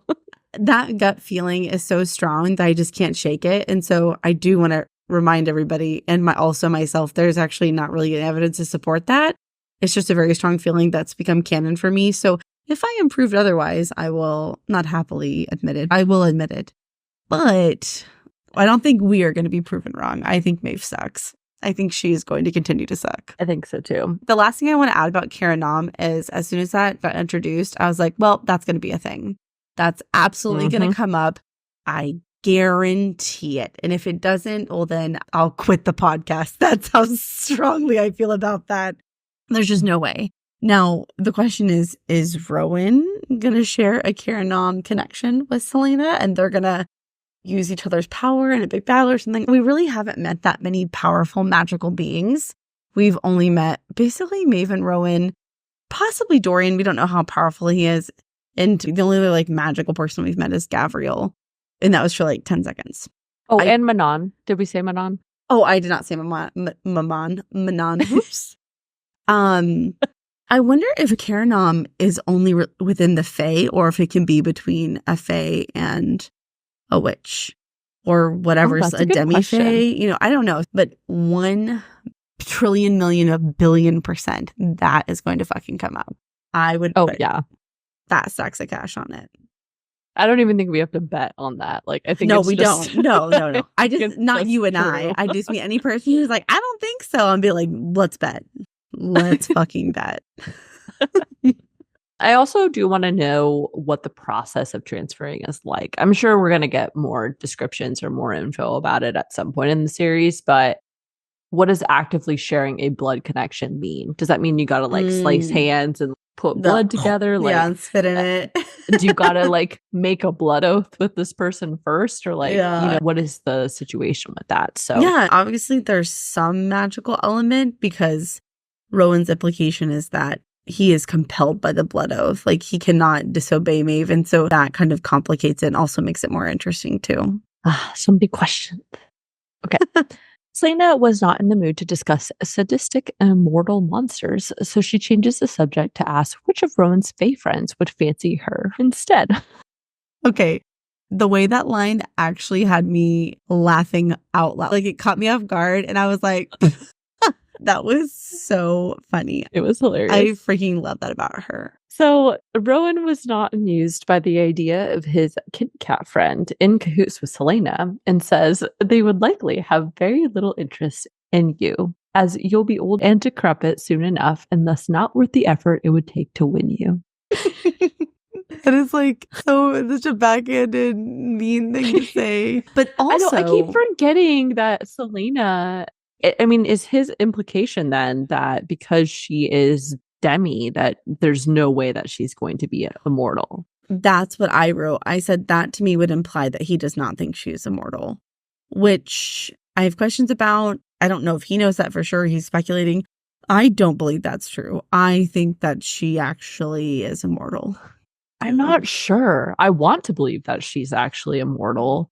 Like, if she's in her Fae form, perhaps. Right. Exactly. Yes. But yeah, I don't know. I really don't know. Well, I know we've talked about this a couple times. I don't want to get too in the weeds with it, but I was thinking if she's immortal in her Fae form, what if she only ages in her mortal body when she is in her mortal form? Mm-hmm. And so if she's in her Fae form for 10 years and she's in her human form for, weeks worth of time added up over that 10 years, has she only aged 1 week? Again, so many questions about how that works. I would really like to know. Same. I still would contend at bare minimum, she will have a longer than average lifespan at bare minimum. I would think so too. I don't know why, but this question really bugs me. That and freaking Arab and Hamill. So when it comes up, I'm like, oh my God. That's so true. Just so many questions, so much information that just opens up so many new doors for questions. So Celaena rolls her eyes, but silence falls as he looks down at her wrists. He offers a skilled healer could get rid of her scars, but Celaena chooses to once again be vulnerable. She recalls how she'd been kept in a dark cell for weeks at a time in Endovir. The only way she'd gotten through it was reminding herself of her name over and over. When she'd finally been let out, the only thing she could remember was her name. Celaena Sardothian, arrogant and brave and skilled. Celaena who did not know fear or despair. Celaena who was a weapon honed by death. They don't just kill you in the mind, they break you. Celaena goes on to say, regardless of what I do with my birthright, I'm going to find a way to free them someday. I will free them. So my scars serve as a reminder of that. Rowan attempts to get the story of what happened 10 years ago from her, but Celaena refuses as she reflects on a pit in her memory, a pit she couldn't climb out of if she ever fell in. But it wasn't her parents' death that had shattered everything.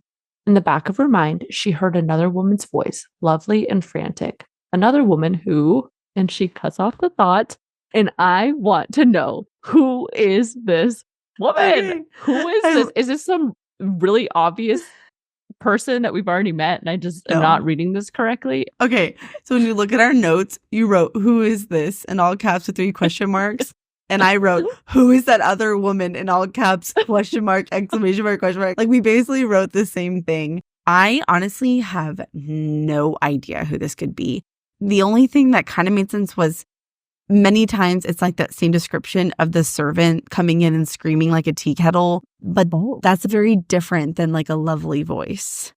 You know what I'm saying? Honestly, I just had this thought as we were discussing it right now. I feel like the only other person who's described as having a lovely voice is Celaena.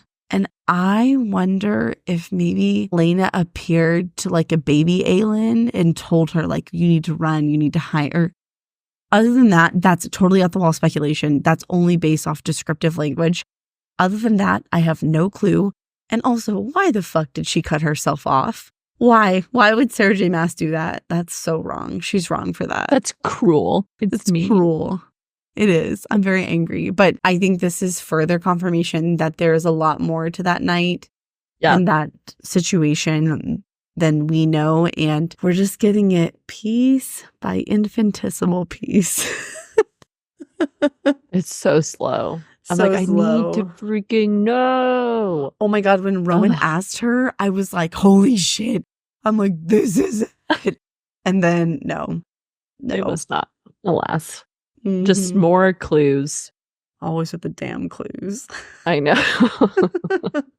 Instead, Celaena goes on to describe a monster of deep rage and hatred that dwells inside of her. She had spent 10 years keeping it at bay, but she knew the moment she discussed her parents' death and that woman's voice, it would break loose. Celaena knew that keeping that monster leashed is how she'd been able to stand before the king and become his champion.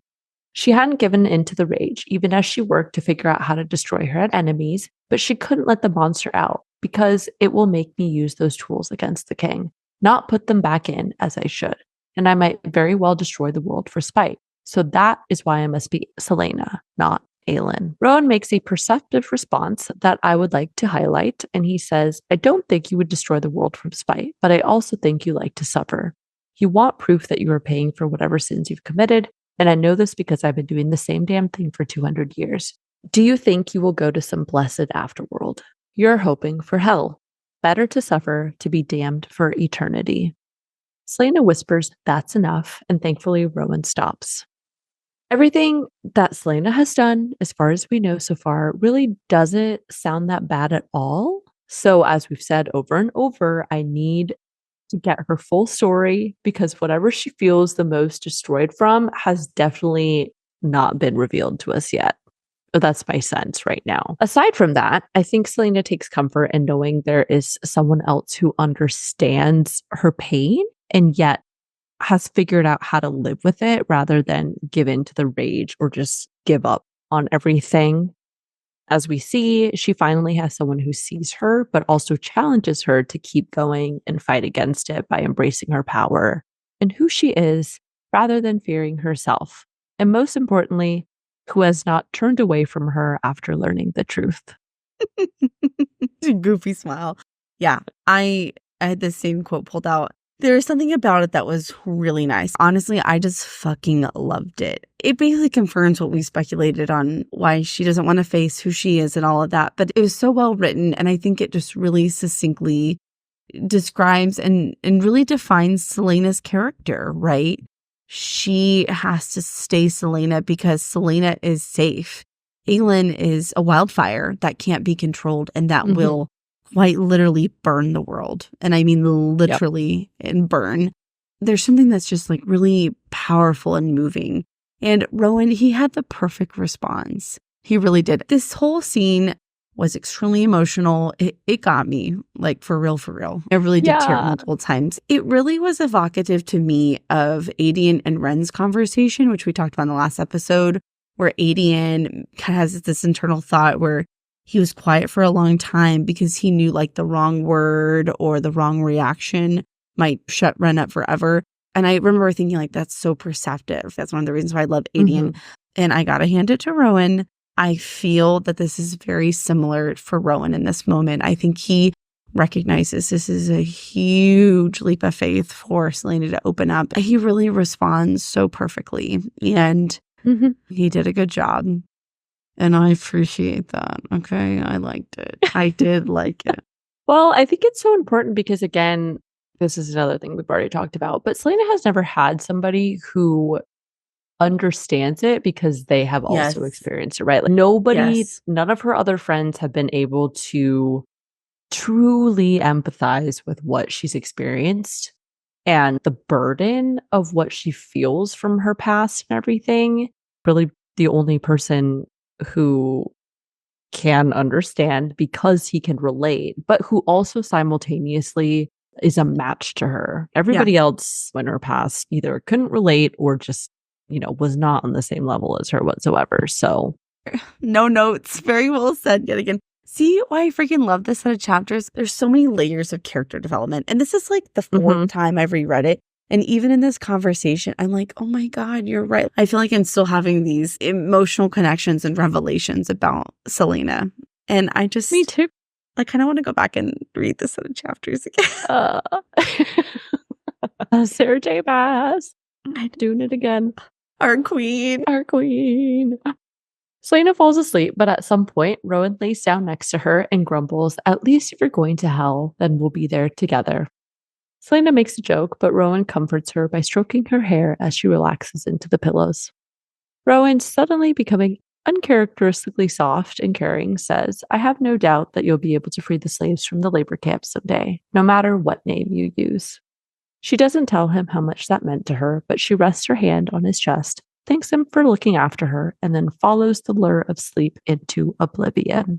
She spends a few more days in Rowan's room, who continues doting on her despite her insistence that she was now fine, though she doesn't stop him. In the midst of it all, Celaena turns 19, and her present was being left alone for a few hours.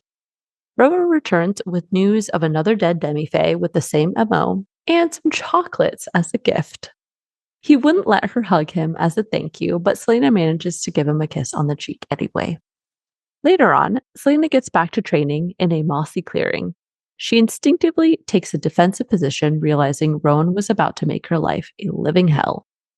Rowan's task today was for Celaena to mold her power into a shape. In this instance, a shield to protect her from all the ice spears he was about to relentlessly throw her way. He states, if you want to be able to use your power, then you have to learn to fight with it. But you have one advantage that many magic wielders do not. You already know how to fight with weapons. And I do want to make just a quick callback to what we had learned about the difference between the Fae in Aurelia and the Fae in Wendelin, and how the Fae in Aurelia had been, too peaceful, and they ultimately were vulnerable due to their lack of training in magic-free combat. So this just adds a little bit more context to that, because it seems that many magic wielders are ultimately pretty dependent on their magic as protection. Yes. So its disappearance obviously was particularly hindering for Aurelian Fae.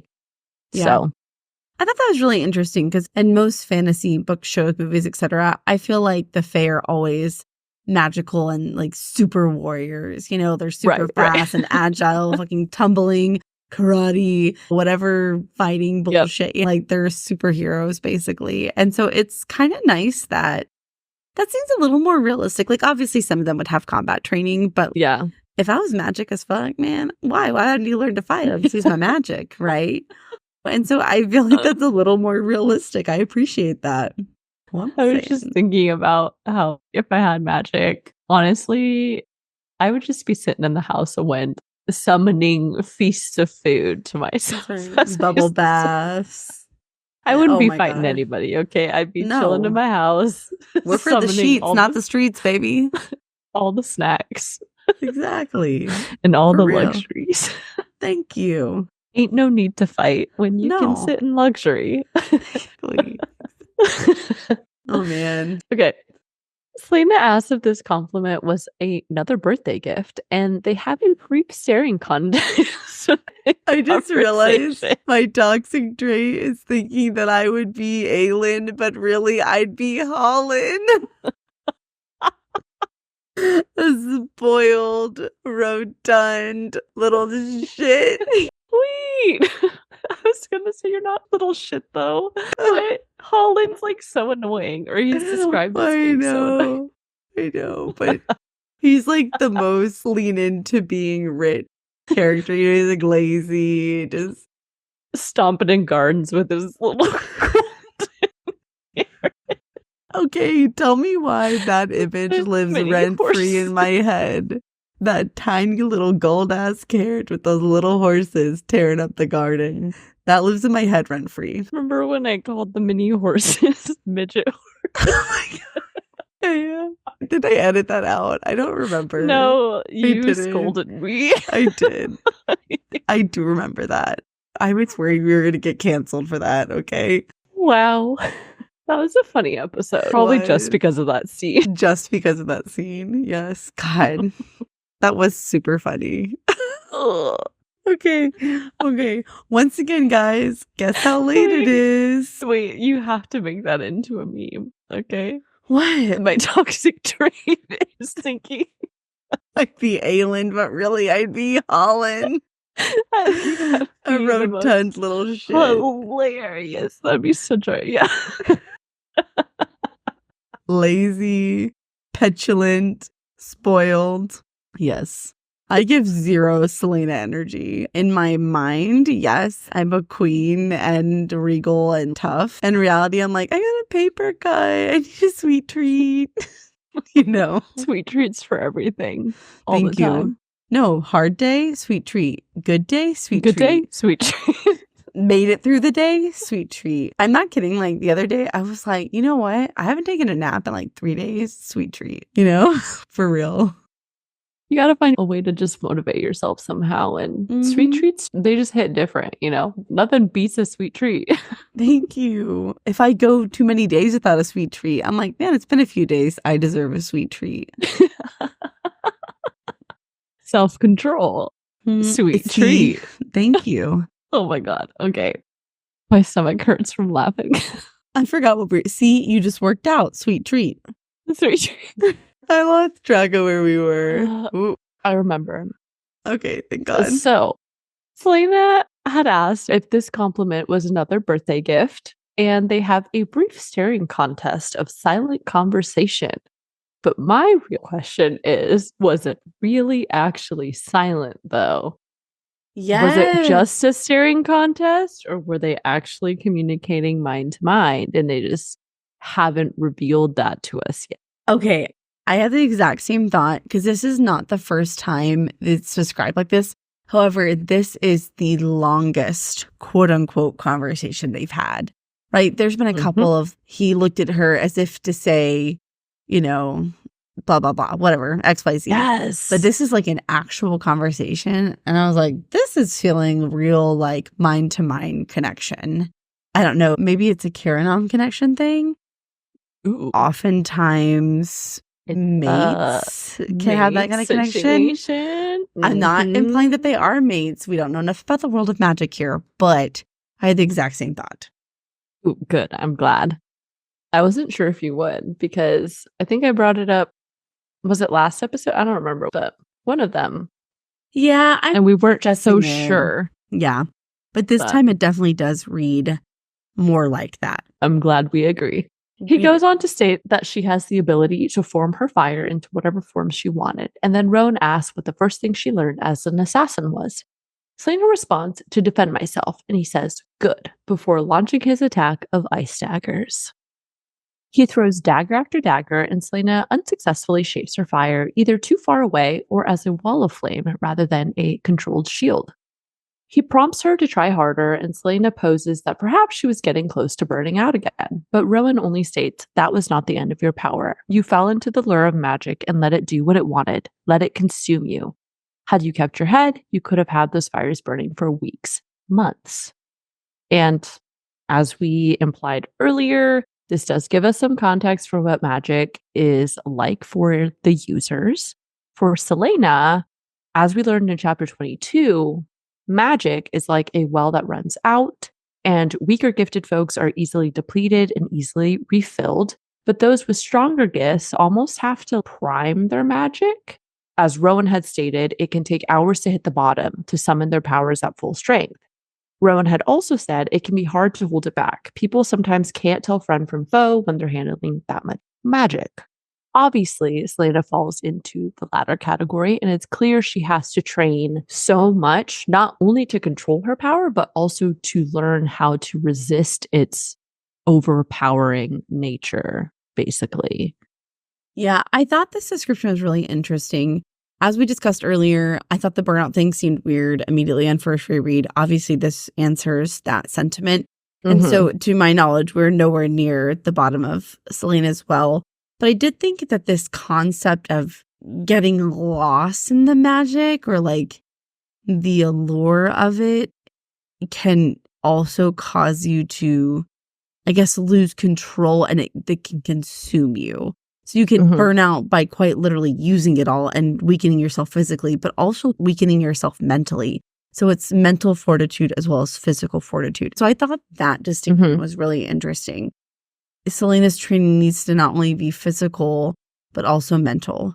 And I think that's going to be really important. And I imagine that's really important in battle because you have a lot more distractions, a lot more emotional distress. As I'm sure in battle, people you care about are dying around you. There's a lot to it. And so I think Celaena's going to need a lot more training. And once again, this kind of adds to that thought I had at the beginning of the episode where I'm like, how are we going to overcome the odds? It just feels like the odds are insurmountable. And on top of that, Celaena is just scratching the surface on her power, and there's just not enough time.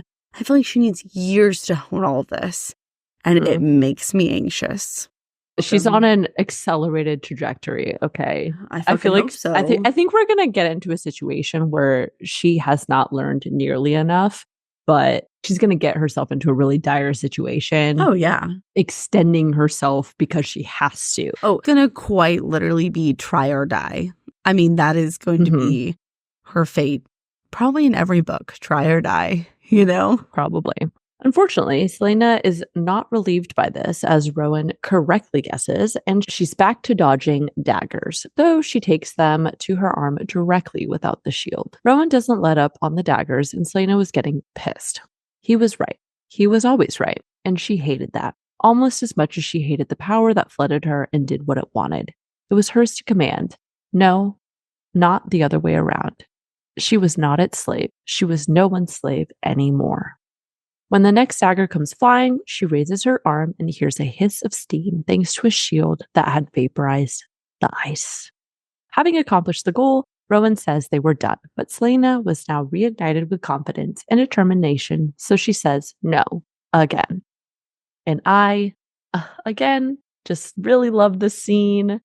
This has just been her key, realizing that she has control and can use her power as she pleases, and that she is no longer subject to the whims of the magic. And rather than be a danger to others with it, she can now be the one protecting others. And we know that protecting people that she cares about is a huge motivating factor for her. So I can't imagine how amazing it probably feels to her now that she feels this control over herself for the first time ever, basically. Oh yeah, I think being able to reframe her power not as a weapon, but as a shield. And I don't mean like in the physical sense of her manifesting one, but being able to reframe it that way as a way to protect people is going to be a game changer for her. Oh, I love that. Yeah. A Yeah. shield. The symbolism. I know. Within a week, Celaena was able to make all sorts of shields and could have multiple defenses up at once and make protective circles with barely any effort. One morning, she gets up before dawn and slips out to the ward stones outside. None of the sentries stopped her as she approached the stones, found some even ground, and began to practice. And that was the end. Again, I just loved it. We've reached the turning point, and now Celaena is officially the Heir of Fire. Like, It for really real, is. for real. Yeah. So, Truly a great set of chapters. I feel like in both of our notes, we wrote, I love this, like in all caps so many times. Usually it's like once a set of chapters for me that I'm like, oh my gosh, I love this. And I feel like every few paragraphs, I'm like, I love this. I love this. I love this. And that is reflected in my favorite moments. I had 5, and that was me controlling myself. oh, wow. I know. All right. Well, let's get into our favorite moments then and wrap up this episode. So, let's do it. My first 2 favorite moments are both from Dorian in the same conversation, so I'll read them back to back. But I love when he's talking to Chaol and he says, you cannot pick and choose what parts of her to love. And I think that is just, it's happy, sad. I don't know the right words to describe it, but it's just so insightful. And I love that for Dorian. And I love it for Chaol that he needs to hear that because it's all or nothing, baby. True love should be unconditional. And I didn't want to say this, but as I'm saying it, I'm thinking like such a big difference between Rowan and Chaol. I know Rowan doesn't love Celaena, but she tells him the worst parts about her. And he's just like, I understand. And Chaol, meanwhile, is like, you need to go to Wenlin. You know, I don't know. Oh, no. Well, Chaol's like, who is this woman? Who is she? Right. This is not the woman I know. And I'm like, excuse me? Well, and Dorian's like, bro, she's always been that way. You've just been too stupid to see it. Which I'm like, thank you, Dorian. Okay. But I also loved when Dorian says to Chaol, because you're not really scared of those things, are you? No, it's what they represent, the change. It was just so insightful. And when you read that and you're like, damn. I don't know. I just thought it was really well written. I should have put some Dorian quotes. I don't know why I didn't. Considering what? I know. What has happened? Did we body swap? I was just thinking that. I'm like, what? Oh, I love it. Oh, gosh, he didn't make an appearance for very long in this set of chapters, but when he did, he made an impact. In your words from one of our first episodes, when he popped in, he popped off, you know? Philippa. I know. I don't know what happened to Philippa. I guess she disappeared. She's still in the castle, her and Mort hanging out, having no lines. I guess so. My first favorite line was when she's holding Rowan's hand and she thinks something molten rushed through her, pouring over every crack and fracture, still left gaping and open, not to hurt or mar, but to weld, to forge. Yes, that was one of mine. Okay, I won't reread it again, but yes, that one is just, I know we talked about that earlier in the episode. It's so good. It's so touching. It is. I can't get over it. Because it's so symbolic, I think, of the change that Celaena has experienced now. So, yeah, that fire can make anew and not just destroy. Oh, God, I just love that. Thank you, Sarah J. Maas. I love you. Similarly, I loved when she's thinking about Beltane and she says, it was her night. Her mother had said, a night when a fire-bearing girl had nothing to fear and no powers to hide. Aelin Fireheart, people had whispered as she bounded past, embers streaming from her like ribbons, Aedion and a few of her more lethal court members trailing as indulgent guards. Aelin of the Wildfire. I know. Look, I literally have, we can't see, but I literally have goosebumps right now. Me too. Gosh, there's just too much. Of all the things that we've read so far, I really think that this has now been my favorite set of chapters. Me too. If this keeps trending this way throughout the rest of the series, then I'm probably going to continuously replace chapters that I really like from different books. But so far, this section is number 1 slot. I may never emotionally recover if it's going to continue like this. Especially when it gets sad, because right now it's really beautiful. It's emotional, but in a good way. And I really do not want emotional in a sad way, because then I would definitely cry and I don't know what would happen to me. We wouldn't recover.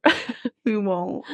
On a lighter note, my next one was when Rowan had gotten her some chocolates for her birthday, and it said he'd returned to Celaena with chocolates since he claimed to be insulted that she considered his absence a proper birthday present.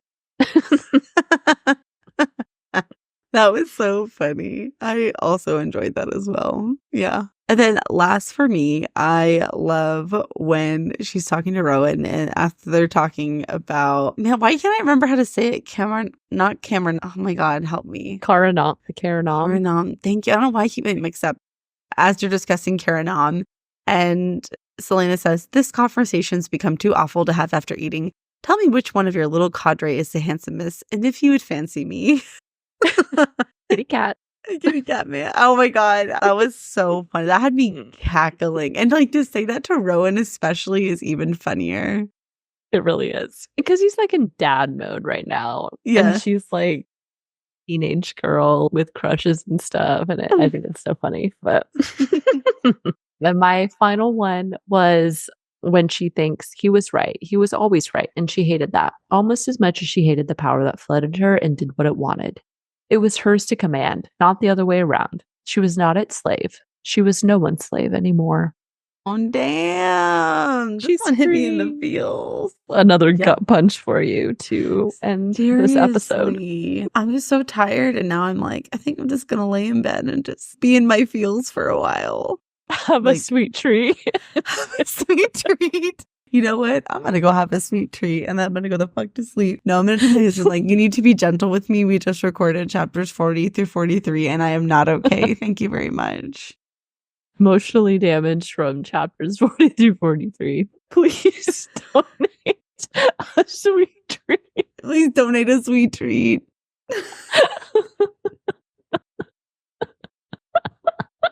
That's so funny. We got to wrap this up. The sweet treats are calling my name. Okay. All right, everybody. That concludes our episode this week. So thank you all for joining us for another episode of the Booked On Fantasy Podcast. As always, we are so glad you found us. So please leave us a review, subscribe to the podcast, and check out our social media pages to keep up with us on a daily basis. Or you can now send us a text message. Oh my God, yeah, send us a text. What a great idea. And with that being said, that's all we've got for you guys today. So stay nerdy, everyone, and we'll catch you all next week for Heir of Fire episode 9. Bye. Bye. And stay tuned for some bloopers. Beep, beep, beep. No, I got an internet is unstable notice. I'm like, girl, did you really forget my name already? It's only like, no. Dorian and Sorsha. What? Oh my God. I already fucked it up. Damn it. I cannot. Okay. Don't make me laugh. You're ruining my yawn again. I can't breathe. I'm going to turn my camera off so I can breathe. Stop making me laugh, right? I'm going to turn my headphones off too. Don't make me laugh. I can't breathe, Lorraine. Chapter 42. Her back. He'd seen plenty of harrowing. That's harrowing. Harrowing, yeah. I do know that one. I'm thinking of Harwin Strong. I saw the AR and I was like, Harwin. Sorry, I have to burp. Dude, oh my God. Oh my God. I've done that so many times where I'm like try to swallow it and it makes like this weird little like in my throat.